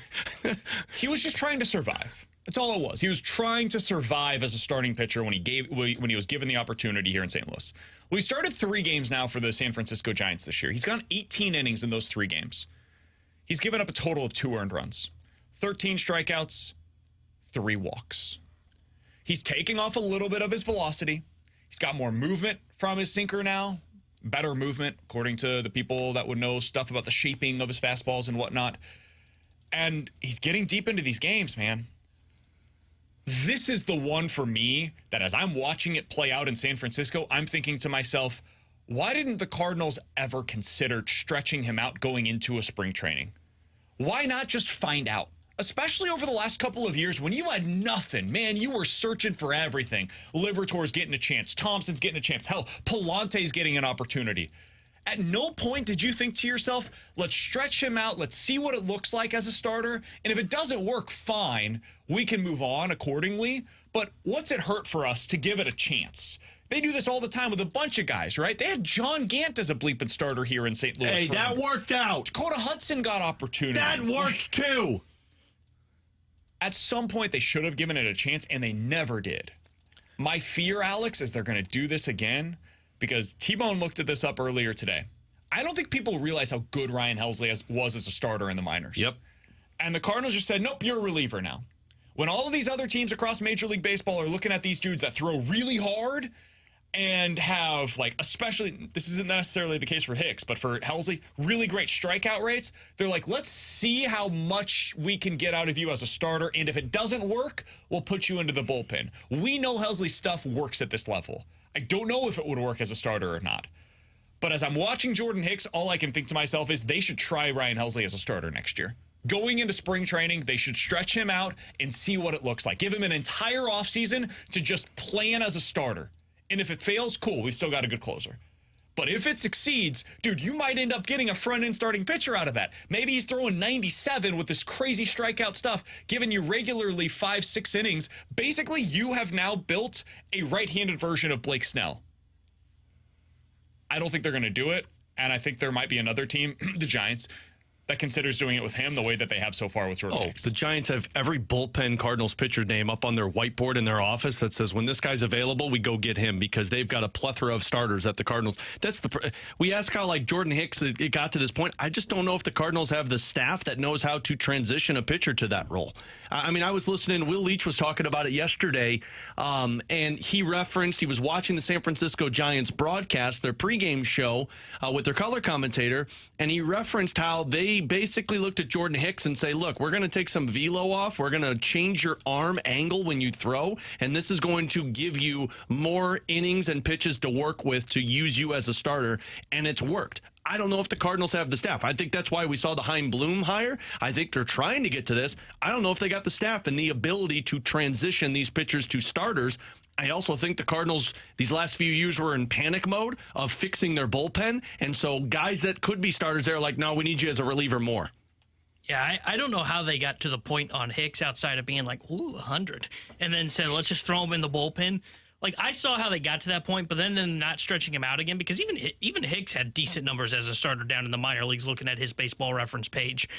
Helsley's the one that is interesting because I think if they're going to go the route of what you're talking about, BK, and again, I don't think they would do it, but if they did want to go the route of, okay, let's stretch Ryan Helsley out, I think it comes down to what they see from the guys that are in the minor league system this year and see what they have. Because if you get a Graceffo that they feel confident about, a McGreevy, you get Roby, you get Hins that'll all be very close to that point, I think you just say, you know what, we got Helsley for one more year. Let's maximize him as the closer that he is. But if those guys kind of stall out, because you need to have somebody that's elite in the bullpen. What's the downside of stretching out Ryan Helsley? You got more pitchers, man. You got Lance Lynn and Kyle Gibson. Again, but if you have Ryan Helsley stretched out, I can still go into the season with him as a bullpen arm if it doesn't work. If they see in spring training negative returns on it, and they're like, not sure this is something that we should invest in during the regular season when these games count. Cool. Back off of it, put him back into the bullpen. You don't just lose the ability to revert back to the previous plan when you have him starting out ramping up as a starter. There adds potentially more value of him having that ability to stretch out, and then maybe early in the season he can go 2 innings for you occasionally. It has zero downside and all of the upside. The upside is maybe you have a starting pitcher that could be a front-end starter currently in your bullpen and you don't know about it because you never tried. Because apparently that was the case with Jordan Hicks, and they just never tried it. And if they don't do it with Ryan Helsley, I think they're going to live to regret it. And I say this as somebody that would not have been saying this prior to seeing what's going on right now with Jordan Hicks. I think we are seeing clearly the Cardinals not great at figuring out what they have in their pitching talent. And I'm not blaming the coaching staff. I think this is a full organizational failure, that this never happened here with Jordan Hicks. This is alarming to me, what we're seeing right now with Jordan Hicks in San Francisco. Because if any team was going to do it, it would be that one. Because they know what they're doing when it comes to pitching. We talked about this before. They fiddle all the knobs, and they're like, hey, this, and this, those are the 3 guys we're going to target in free agency. I was highly skeptical when they signed Hicks as a starter in the offseason. I said, that's not going to work. There's no way they end up having him start. Now he's starting, and he's awesome. He's been one of the best starters in Major League Baseball. Again, through a limited sample size of 3 games. Yeah, I don't know why the Cardinals would tell you not to. My guess is they would tell you they would just rather have an opportunity for the kids to get opportunities and stretch out and see them at big league camp rather than stretch out Helsley, who at this point has already solidified himself as one of the best closers in baseball. And I think they would tell you, we've got one of the best closers in baseball. Let's not fiddle the knobs. Let's just stick with what we have. And they do still operate as an old school team. They don't have the let's go sign a 6 starter mentality. It is, here's our 5 guys. These are the 5 guys we're going to stick with. And if you don't like it, too bad. My one thing with Jordan Hicks, I think that's a mistake. My one thing with Jordan Hicks too is though I'm still skeptical of how long this goes. Maybe, but there's nothing fluky about what we've seen so far. I get it, and you're right, and it might last, but I'm skeptical on that side of it to where, it's looked good. He's pitched against the Padres twice and the Washington Nationals once. How long does this last with Jordan Hicks? That would be my one pushback with it. What would have to happen for Hicks this year for you to feel like this? How long does this need to continue before you wonder if this is something that's going to sustain? 6 starts? And then you're like, okay, there's probably something pretty real here. Yeah, probably. Yeah. 6 starts. I would say, let me see what it looks like a month and a half into the season. Say June. 6, right? 6 starts would give you about 35 games into the year. Yeah, I want to see about that point, because early on it can be okay. Teams aren't used to seeing this from Jordan Hicks. Now that film's out there from 3 games, teams can start to prepare a little bit better against Jordan Hicks. And because he hasn't been throwing a ton of innings, the other thing that we'll have to keep in mind, at least for this season, is at some point he's going to get tired. At some point his arm is going to start to show a little bit of fatigue. I found it interesting that they pulled him out of the game in his last start while they were winning big. It was in the 6th inning, and he had a 79 pitch count, and they said yanked him out. That's what they do, though. I think what it was they're trying to limit his innings. I think he's probably on an innings count, and they haven't said it publicly, is my guess. So he's going to be on an innings limit, but I think it's 6 to 10 starts, somewhere in that range, before I'm willing to say, okay, clearly the Cardinals missed out. This could just be one of those early season, weirdish happens in baseball kind of a thing. Yeah, I think right now this is real. I think what we're seeing is a guy that probably should have been utilized at some point as a starter here in St. Louis with a full offseason of having that opportunity, and now that he's getting that chance as a 27-year-old in San Francisco, a team that is really good at identifying what works, what doesn't work for starting pitchers, and saying, do this, don't do this, let's figure this out. It's like San Francisco and Tampa in the two leagues that I would trust the most when it comes to starting pitching development. They identify Jordan Hicks as a guy that can work as a starter. And now that I've seen it, I wonder who the other arms that the Cardinals have just thrown into the pen that could have been a starter if they were in another organization when it comes to their development. It also makes me wonder, what would Matthew Liberatore have been as a starter if he went through the Giant system instead of the Cardinal system? Or stayed in Tampa system. Yeah, I really wonder, like, who are some of the starters that would have worked elsewhere if not for the development system that has taken place here in St. Louis? I don't know the answer to that. It's never something we can know, but it really makes me curious about what that would look like for some of these other guys. All right, Junk Drawer coming up next.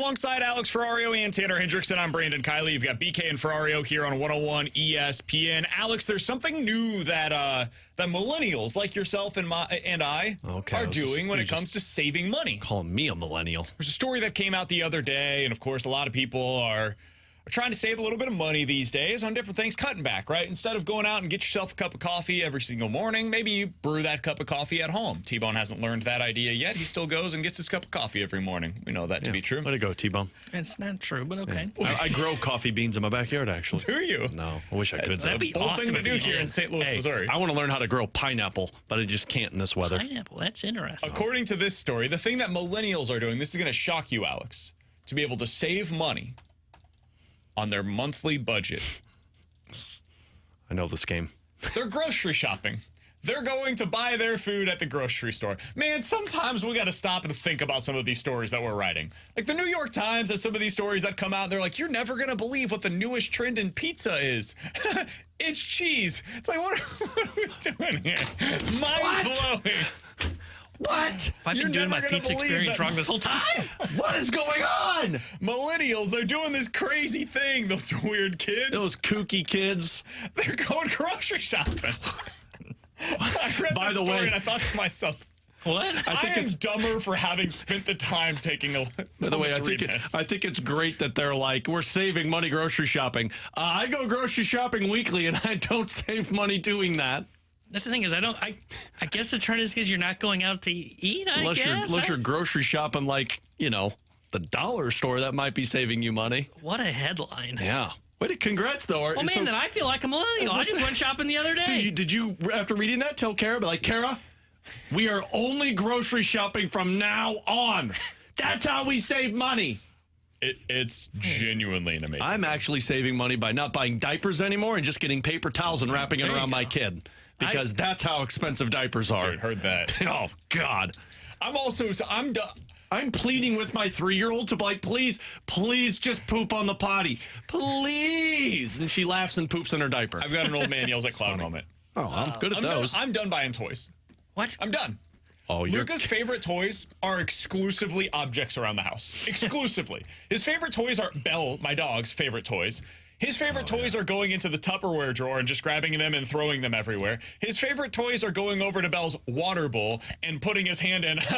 Water's everywhere now. Like, wait till he picks it up and dumps it out. That's his fun. favorite toys are going over to our ottoman and pulling himself up and then pulling off the thing that we have on it, which carries all of our coasters and stuff, and like dumping it on the ground. That's smart.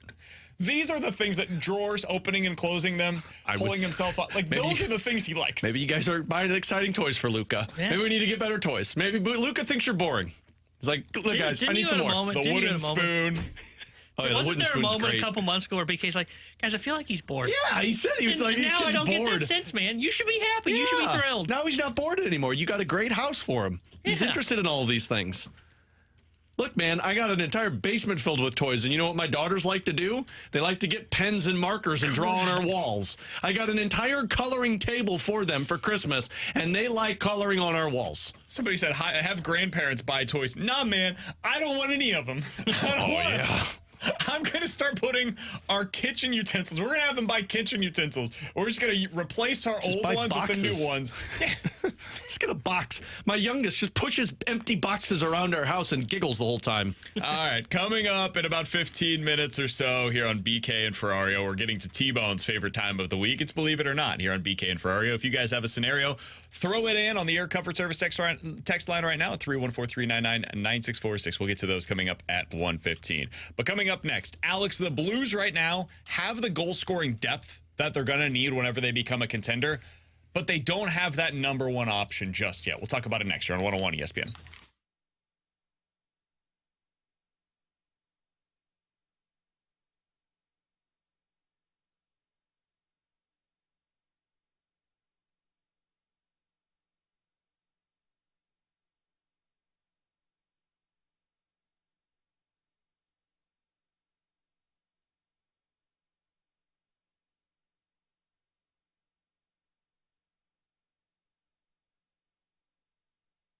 Alex Ferrario with you to talk about my friends at Rhino Shield who have taken my old-looking house and made it brand new. And that was 3 years ago, and it still looks brand new. Look, I'm the guy that's thinking, I'll save money. I'll just do this myself. Go buy the paint from the hardware store. But thank God I talked to Darren because I had him come out. He explained to us that the coating process that Rhino Shield uses, it's a 2 to 3 coating process that withstands all types of elements. And the paint that you're going to buy from the hardware store, it's going to get washed away with all of the rain we get. It's going to get dingy from all the UV rays coming off of the sun in the summertime, but not with Rhino Shield. Rhino Shield is able to withstand all of those elements. 100% waterproof, deflects 90% of the UV rays, and it's backed by a 25-year transferable warranty. And if you don't believe me, check out all of their reviews. Tom out in Chesterfield had the work done and said it was the most careful job I have ever had performed on my property, and the work that the crew did was incredible. The gentleman running this job made things so easy, made me so happy. I highly recommend Rhino Shield. Give him a call today. Tell Darren Alex Ferrario sent you and get the coating of a Rhino on the exterior of your home. 877-25-RHINO. That's 877-25rhino.com.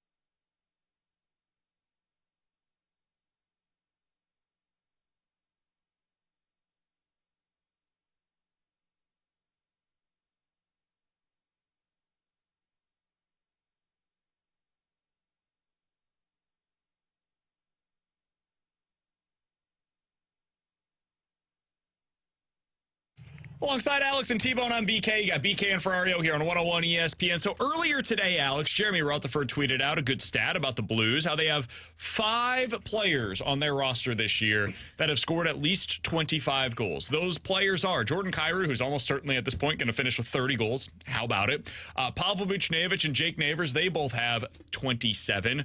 Brandon Saad has 26. And Robert Thomas now has 25 goals on the year. So 5 players with at least 25 goals. You guys know how many times that's been done in Blues history? Where they had a season in which 5 players had at least 25 goals in that year. 2.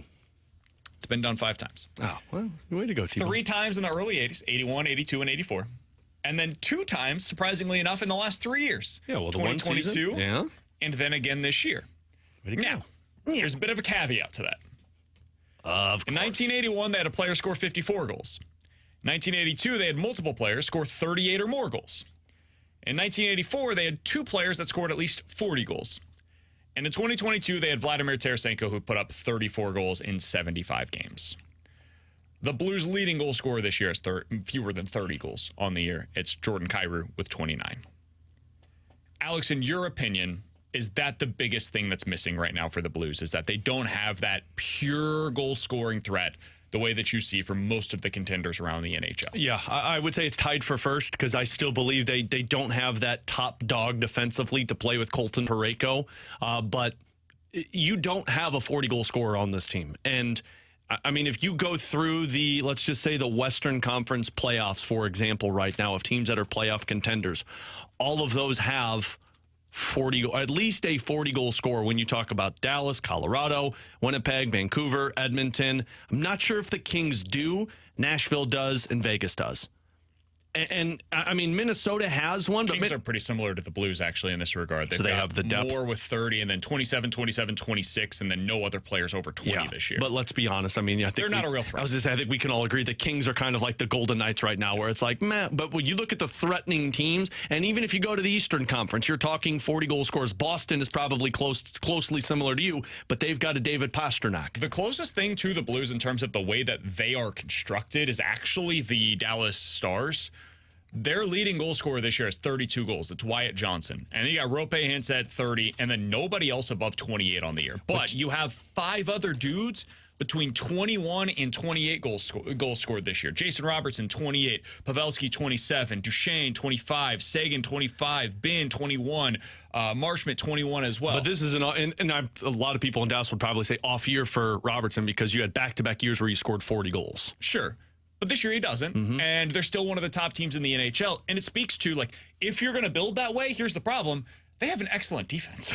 Yeah, well, and it's so deep for them. Like, their third line is just as dangerous as their first line. And you can get away with that the way that the Blues did in 2019. If you do not have that elite-level goal scorer, and the Blues in 2019, like, they had some really, really good ones. You could argue Vladdy is the elite one.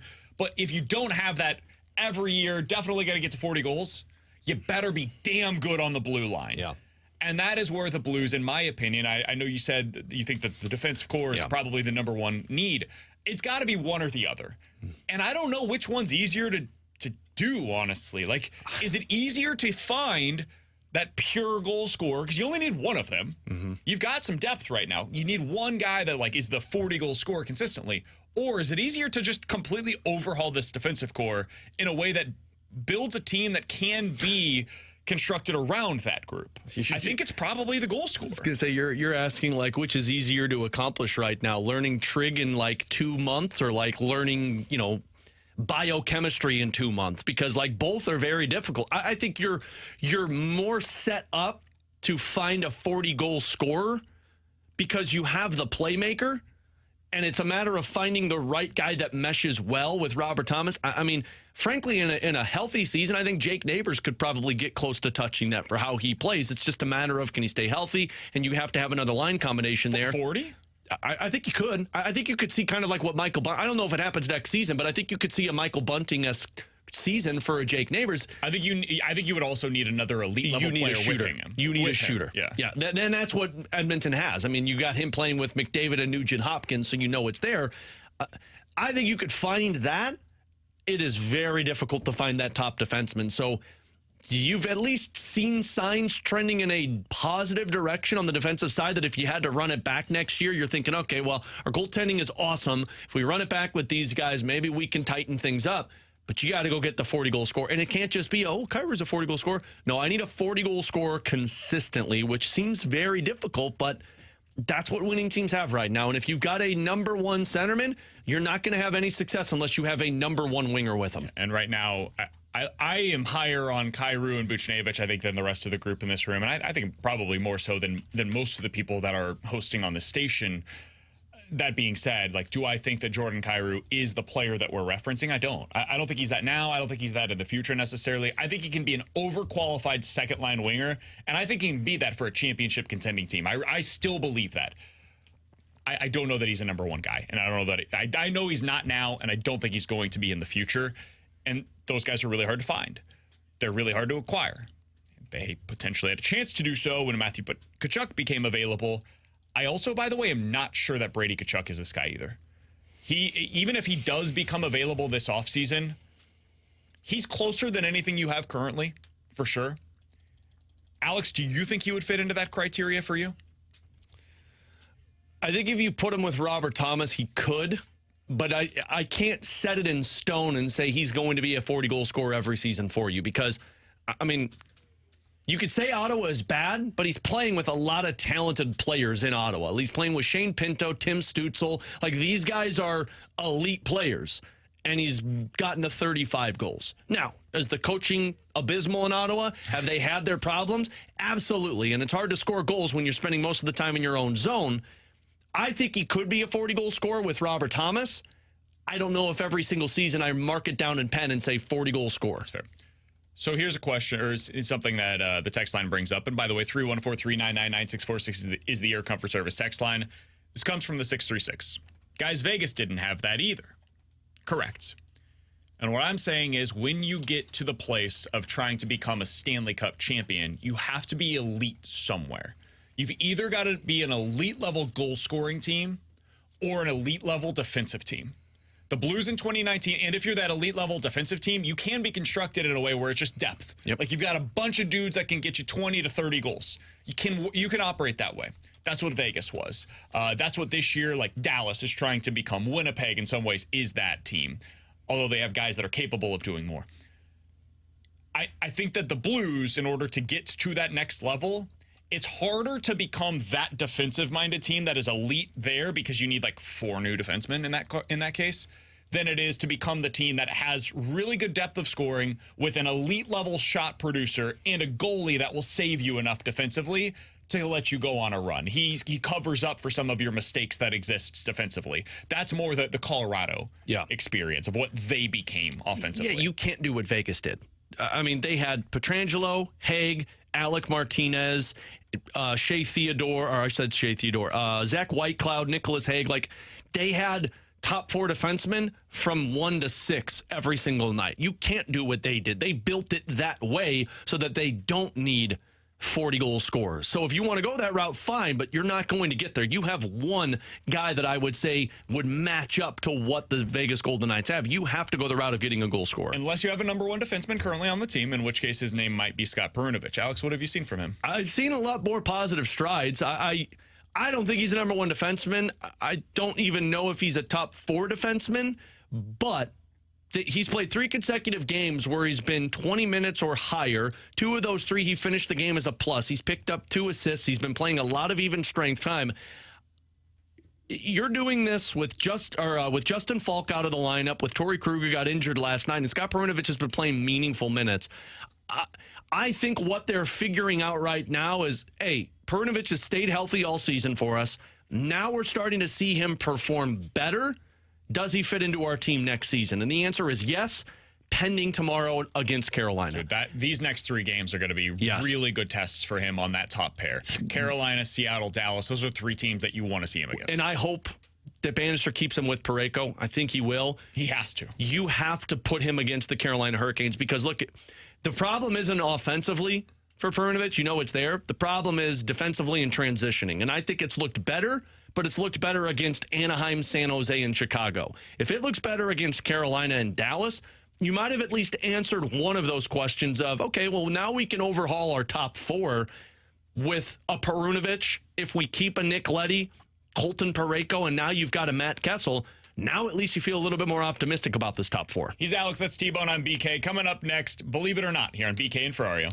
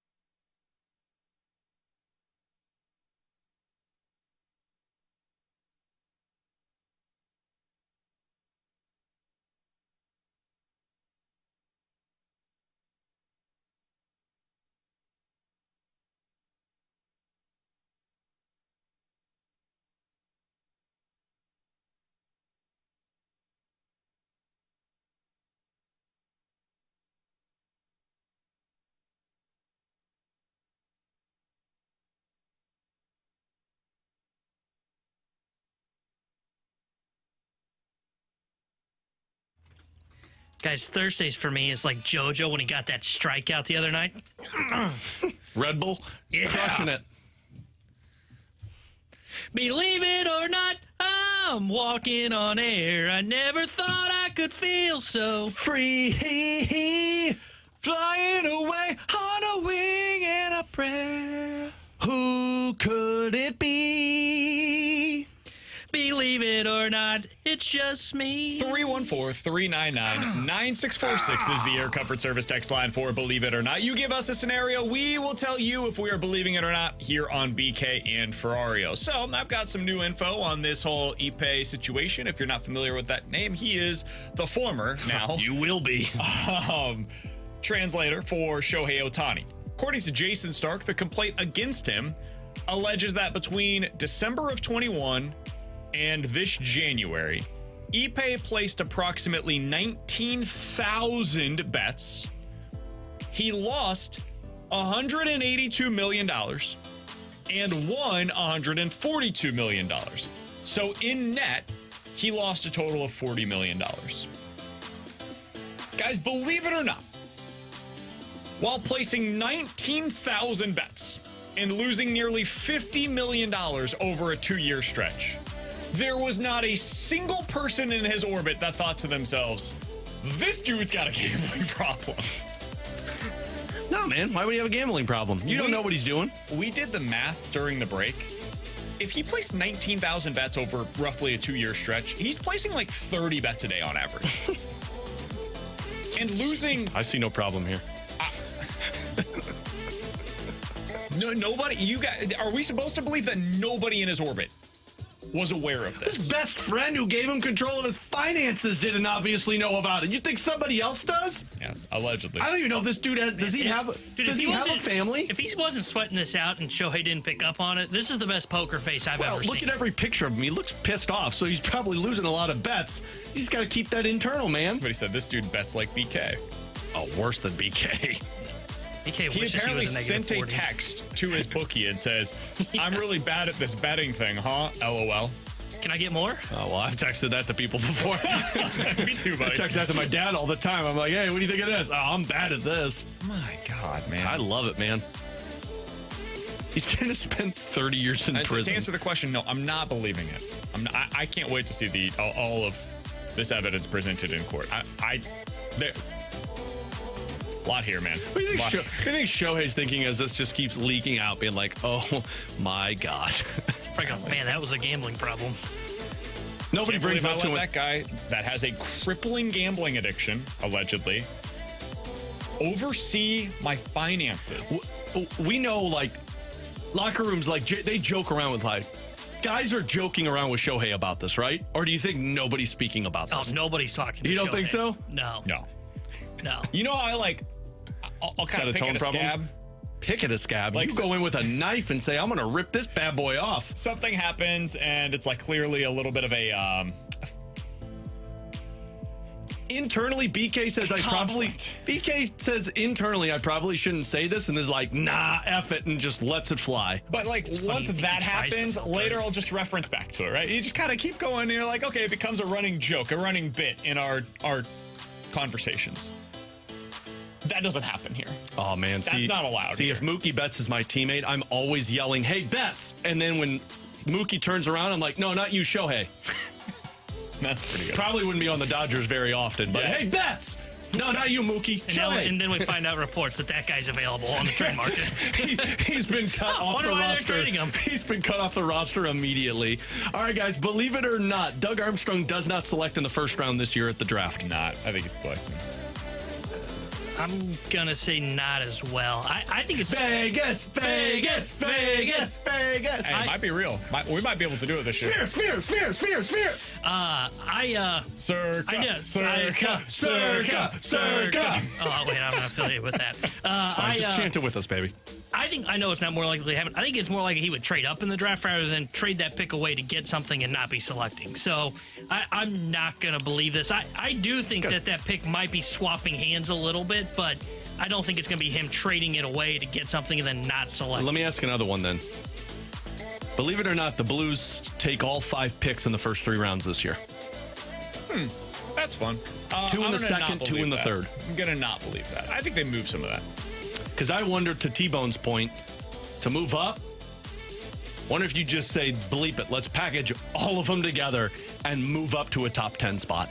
And you have players if you want to do that as well. I just find it interesting because Doug's talked about how they've accumulated a lot of talent in their system, and at some point you have to throw that out there. If you're picking 16th, 17th this year, does that really matter to you? As if a player wants out or if a team says we're moving guys, man, if I can get an NHLer for 16th overall pick, might take a swing at that. Guys, believe it or not, we will see Brendan Donovan and Lars Nootbaar be the 1-2 hitters tomorrow for the Cardinals. Ooh, Holly getting away from lefty-righty, huh? I'm going to say believe it. I think they want to switch this up a little bit, and that's probably the easiest way to do so. I could even see them... So then you're moving Gorman down to the 6-hole, 5-hole? I wonder if they really want to get probably interesting with it. I don't know that they do it, man, because they Goldie lead off. No, that's never going to happen. They only want to put Arenado batting cleanup. I think there's a case to be made right now that what you should probably do is Donovan, Nootbaar, Contreras, Herrera, Goldie, Arenado. I think it's cute. You think Ollie would even think I know. There's no way they're going to do that. Honestly, I would be telling Nolan, like, hey, you're moving out of the 4-hole. You're not hitting well. You're moving out of the 4-hole. Why? They're not going to do that. No, I know, but I would. Yeah. I would say, like, you're not hitting well. Just like you did with Gorman, Herrera's where it's your like, cleanup hitter right now. I'd move Arenado to the 2-hole. Well, why? Now you're getting him more at bats. Exactly. I don't want him getting right more at bats. now. I want to bat him 8th. Well, you're He's your just second worst hitter on what the they team. should, what they That's probably should do. stupid. I'm not going to believe this because I don't think Ollie wants to go lefty, left, and then, like, what would it be, 3 righties in a row? Or 4 or 5. I mean, what they probably should do is put Herrera in the 2 spot. Bump Goldie down to 3. If you're not going to move Arenado, so you have Arenado 4, Contreras 5, Gorman 6. And I know you could that's even a bunch argue of Herrera righties. 3 with those two guys that you were just talking 1-2, and then put Goldie like 5. Yeah, like and he Gorman should be. 6. That could be an interesting construction. I don't think they will ever move either Goldie or Arenado past 4. So the way I'm thinking of it, whether you want to sandwich Herrera in between the two of them or put him in the 2-hole, Herrera's got to be in the top 4 in my opinion. Dude, he's really good right now. I think he's just really good. When you do that, I don't know what you do with Nootbaar or Donovan, whatever you want to do, because I don't really want an on-base guy hitting 6th in my lineup. You know or they're going 7th to in my slow lineup. play Newt, too, and again, it's going to be lower in the lineup to start it. I could see them going 1-2. I could see, or 1-3, something like that if they do decide to keep it with the left, right. All right, 314-399-9646 is the Air Comfort Service text line for Believe It or Not. Guys, believe it or not, this one comes from the 314. The Royals will finish the year with a better record than the Cardinals. The Royals right now are up 5-0 in the bottom of the first inning against the Astros. They've recorded 1 out offensively. Also, Michael Wacha continues to be awesome. If they win this game, they'll be 9-4 on the season. Well, we should ask the Royals expert first. T-Bone? Oh, that was me? They've won 6 straight. I'm About not. to sweep the Astros. At least they take care of the crap division that they're in, right? Actually, I'll believe it because I think their division sucks. What? I think our division's better than we're letting on. That's fair. I think the Reds are going to be better than we may think, and I think the Cubs are still going to be pretty competitive. So there's at least 2 teams that are competitive. I look at the AL Central, like, White Sox are a dumpster fire. Minnesota, like, there's just something odd about that Minnesota team that I'm not a fan of. Cleveland, we'll see. They're dealing with injuries already. And then who's the one I'm forgetting? Not Kansas City. Twins? I said the White Sox. I said the Twins. It doesn't matter. Tigers. The division's Tigers. Yeah. I don't buy the Tigers either. So I'll say yes, I'll believe this, but I don't think it's going to be like they win 95 and the Cardinals win 70. I think it would be very close. I think both of them are in that 85 to 90 win threshold. Agreed. And I think the thing that makes me a believer in the Royals right now is they have a good rotation. Like, I don't think this is smoke and mirrors with their rotation. Lugo's a legitimately good pitcher. He figured things out as a starter. Waka's just a really solid 3 or 4 starter for you right now.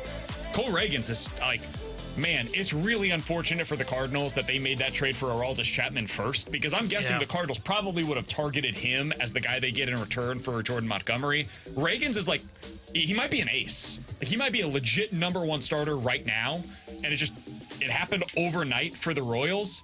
if the Cardinals had him, I think I would just flip the conversations and say that the Cardinals are better than the Royals. But as such, I'd probably take the Royals right now. But I'm also falling victim to like living in the moment. I don't know if what we're watching is real because half of this was built on the fact that they played the White Sox, and the White Sox are terrible.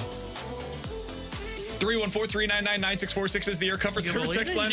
I did answer it. For Believe It or Not. Cut me off. Guys, believe it or not, Ivan Herrera is actually the one that will end up finishing this season as a Rookie of the Year contender, not Mason Wynn.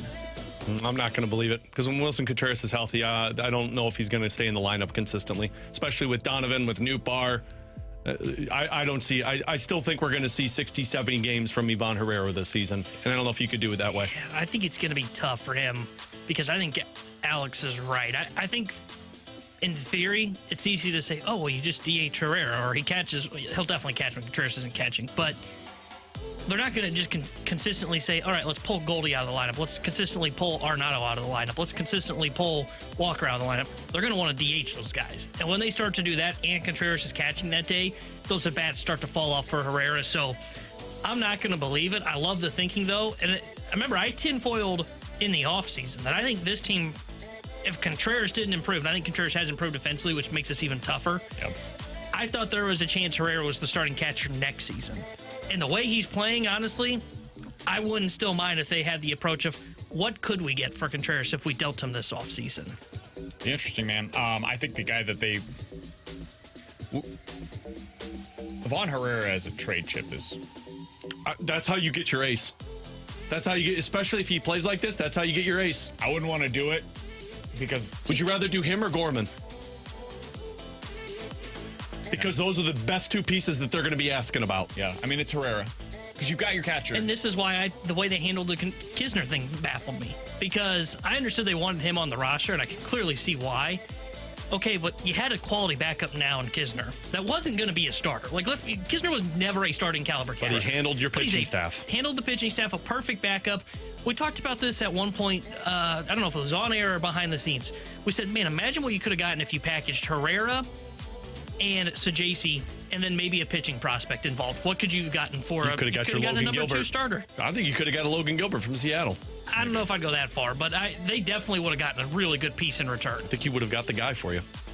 And instead, now you're going to have all these pieces, and you're going to be like, well, we can't get rid of this guy. Can't wait to get to the deadline and us talking about what they're going to have to trade for them to get something good, and Cardinals fans yell at me because I'm saying you're probably going to have to trade the thing that everybody likes, but this is the way that it works. Just understand that you're going to... your good guys, not the crap ones. You're going to trade an A pitcher or an A player, double A player, and you're going to get Jose Quintana, and you're going to like it. We as an organization hold on to our pieces a lot. They're all going to be good. They're all going to get playing. We're like time. We're going to acquire. I'm telling you right now, I'm calling my shot. They are so acquiring Jose Quintana again because he's on 1 year with the Mets. We're like a mother goose that doesn't want to let our babies to go away, and so we just keep them here and we eat them. What? Can I share a text with you guys from the 636? Yeah. That's probably positive. Again, this is not my opinion. This is a text line opinion. Sure. Trade Gorman. Put Wilson Contreras at second base. He was drafted as a shortstop. Coming up next, are the Cardinals impacting Victor Scott's development by keeping him on the roster right now? We'll talk about it next year on 101 ESPN.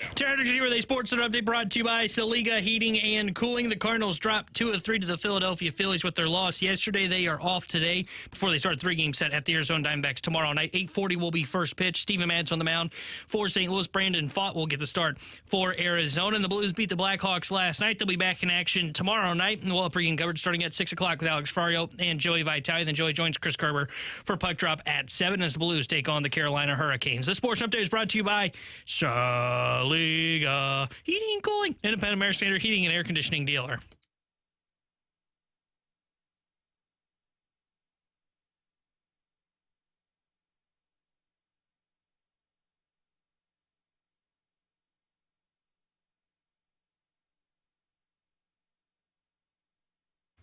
Alongside Alex and T-Bone on BK, you got BK and Ferrario. So the Cardinals have Victor Scott up. They're not sending him down. And I don't think they're going to, Alex, until one of these following two things happens. One, they have one of Tommy Edman or Dylan Carlson as an option at the major league level. That would be one scenario that would potentially send Victor Scott down if things continue the way that they are right now. The other would be he continues to have blunders like we saw yesterday, defensively and with base running. If those things happen, well, now you are the ability that we have you in the lineup for, which is speed and defense. If that is now like actually a liability for us, we're not going to be able to keep you up here at the major league level because clearly your defense or your offense, the lack of, is impacting the things that you're supposed to be really good at. So that would get him out of the lineup. It would send him back down to AAA, and then you'd probably see Michael Ciani in center field on a regular basis because they're committing to their defense. Otherwise, I think that dude is in your starting lineup basically every single day because of what he does for you defensively. The question that has started to come up, though, in some corners of the internet. Those are dark corners, ladies and gentlemen. Don't go there. Is this affecting his long-term development? Alex, how do you feel about that? Do you think that this is something that is potentially going to affect his long-term development? I don't think so. I'll be really interested to see how he looks after this last game. So when he plays tomorrow, I'll be interested to see if he's got the yips after that game or if he goes out there and has a strong recovery, because that typically will tell you mentally where a player is at. I don't think it's going to stunt the development because we've seen this in the past with the Cardinals to where a young prospect struggles at the major league level and then they send him back down and it never really feels like the ship gets righted. And after we talked with Eduardo Perez, and I understand we were talking with him about Walker, not of Victor Scott, who hasn't even tasted AAA, but I'll go after what the former hitting coach said, that it is very impactful to continue to develop against major league pitching at the major league level, see those pitches, figure out where you're off, and work from there. And it doesn't seem like, yes, he's overmatched, but he's still making contact. He's still recognizing pitching. And if we're talking about how, well, it's just fastballs and the off-speed stuff he's not recognizing, I'd rather work on that at the major league level and see if we can get you there. I don't think it's stunting his development. I think if you sit him, or I think if you look at it after a 3-week sample size and say, nah, you're no good, go down to AAA, I think that hurts the development more. I don't think it's hurting his development yet. I think there could become a point in time in which it does. If he starts getting into some really bad habits and mentally he's just broken by the end of the year if he continues going down this path. But right now, I do not feel that way. And hearing his comments after the game yesterday, I definitely don't feel that way. I think he's going to be able to bounce back from this. But there's probably a point in time in which, hey, if you're batting below 100 for a certain amount of time at the big league level, dude, that sucks. And you just come into work every single day and there's just dudes throwing crazy sliders, they're falling off the table, and there's nothing you can do to correct it, right? I think we saw some of this with Dylan Carlson in his first year where it was like slider away, slider away, slider away, slider away, and he just never was able to find out, okay, what do I need to do to change this? But thankfully for him, it was only a 60-game season in 2020. Take the offseason, correct it, came back the next year, looked really good in 2021 at the plate. Of course, still has some split issues, but he figured it out in the offseason. I will make the comparison to Geraldo Perdomo. He was the shortstop, is the shortstop for the Arizona Diamondbacks. He came up in 2022 and was terrible offensively, Alex. Like every bit as bad as what we've seen so far from Victor Scott. In his first 11 games, he was 1 for 22 with 9 strikeouts. He was batting .046 with an OPS of 380. Really similar to the kind of stuff that we're seeing right now from Victor Scott. the Diamondbacks basically had them as their everyday shortstop that year. He played in 148 games, got 500 plate appearances, and finished the year batting below 200 with an OPS of 540. He was horrible offensively, but god dang was that guy good defensively, and he was good enough for them to come back the following year, say you're our everyday shortstop. He made an all-star game the next season. So you can overcome this if you stick with it, if the kid mentally is in a place where he's going to be comfortable with it and he can overcome it. But that is something that is on the organization to make sure they don't overwhelm him, where it gets to a place where it's snowballing and it does affect everything else that's happening on the field. And in that circumstance, the reason that the Diamondbacks, I would imagine, stuck with it was because, like, we got a good core around him. So we'll let him develop up here. It's not going to hinder us. We'll focus on this. I just look at this in terms of the development side. I would much rather have him at the major league level, even if he is slumping, to be around guys, and I know they're playing poorly right now, but over their career, I'd rather him be around guys like Paul Goldschmidt, Nolan Arenado, Matt Carpenter. I want him around those guys rather than go down to AAA, because I feel like you can continue to develop at this level. But again, if you get to the point where the yips start really taking over and he continues to struggles offensively, but now the defense is impacted or he's making bad blunders on the base paths, now you know mentally he's not ready for this and he needs to go down. I think a lot of this also comes down to your options, right? You're as good, you are as needed as your options are behind you. And right now, the Cardinals don't have other options. Their center, like, they really want to have good defense in the outfield. Flores Newbar coming back, can be really good in left. I think Walker's taken a step. He's at least average right now, I would say, in right field. Better than last year. And you got a plus defender in center, yesterday notwithstanding. That's so much better, dude, than what they had out there a year ago. And that's helping them. It's helping them keep games close. It's giving them a fighting chance with this rotation and the bullpen that you've got right now. So until that changes, for me, Tommy Edman gets back to the big league level. That's where I'm at, too. As long as he looks okay mentally, I'm sticking him in center field every day, dude. I know it looks bad offensively, but my other big bats are the ones that I'm counting on. Our offense doesn't stink here in St. Louis because Victor Scott is struggling. Your offense stinks because Goldie, Arenado, and Jordan Walker aren't. You lost one game because of Victor Scott. One game. I'm okay with that at that point. And for his offensive approach, if Turner Ward's the best hitting coach in the organization, he's here at the major league level, I want him working with him every day. Absolutely. You know, now, I don't know how they feel about their internal hitting coaches across the board, but if they think like the best hitting coach, because some teams do have this, where the best coach is in the minor leagues to work with guys. It was in St. Louis for years. Yeah. If they think that there is somebody that can really work with him offensively, say down in AAA, then okay, I would totally understand if you decided at some point, you know what, we do believe that there is a ceiling to this bat, and right now him being 2 for whatever it is, 40, is stunting his growth.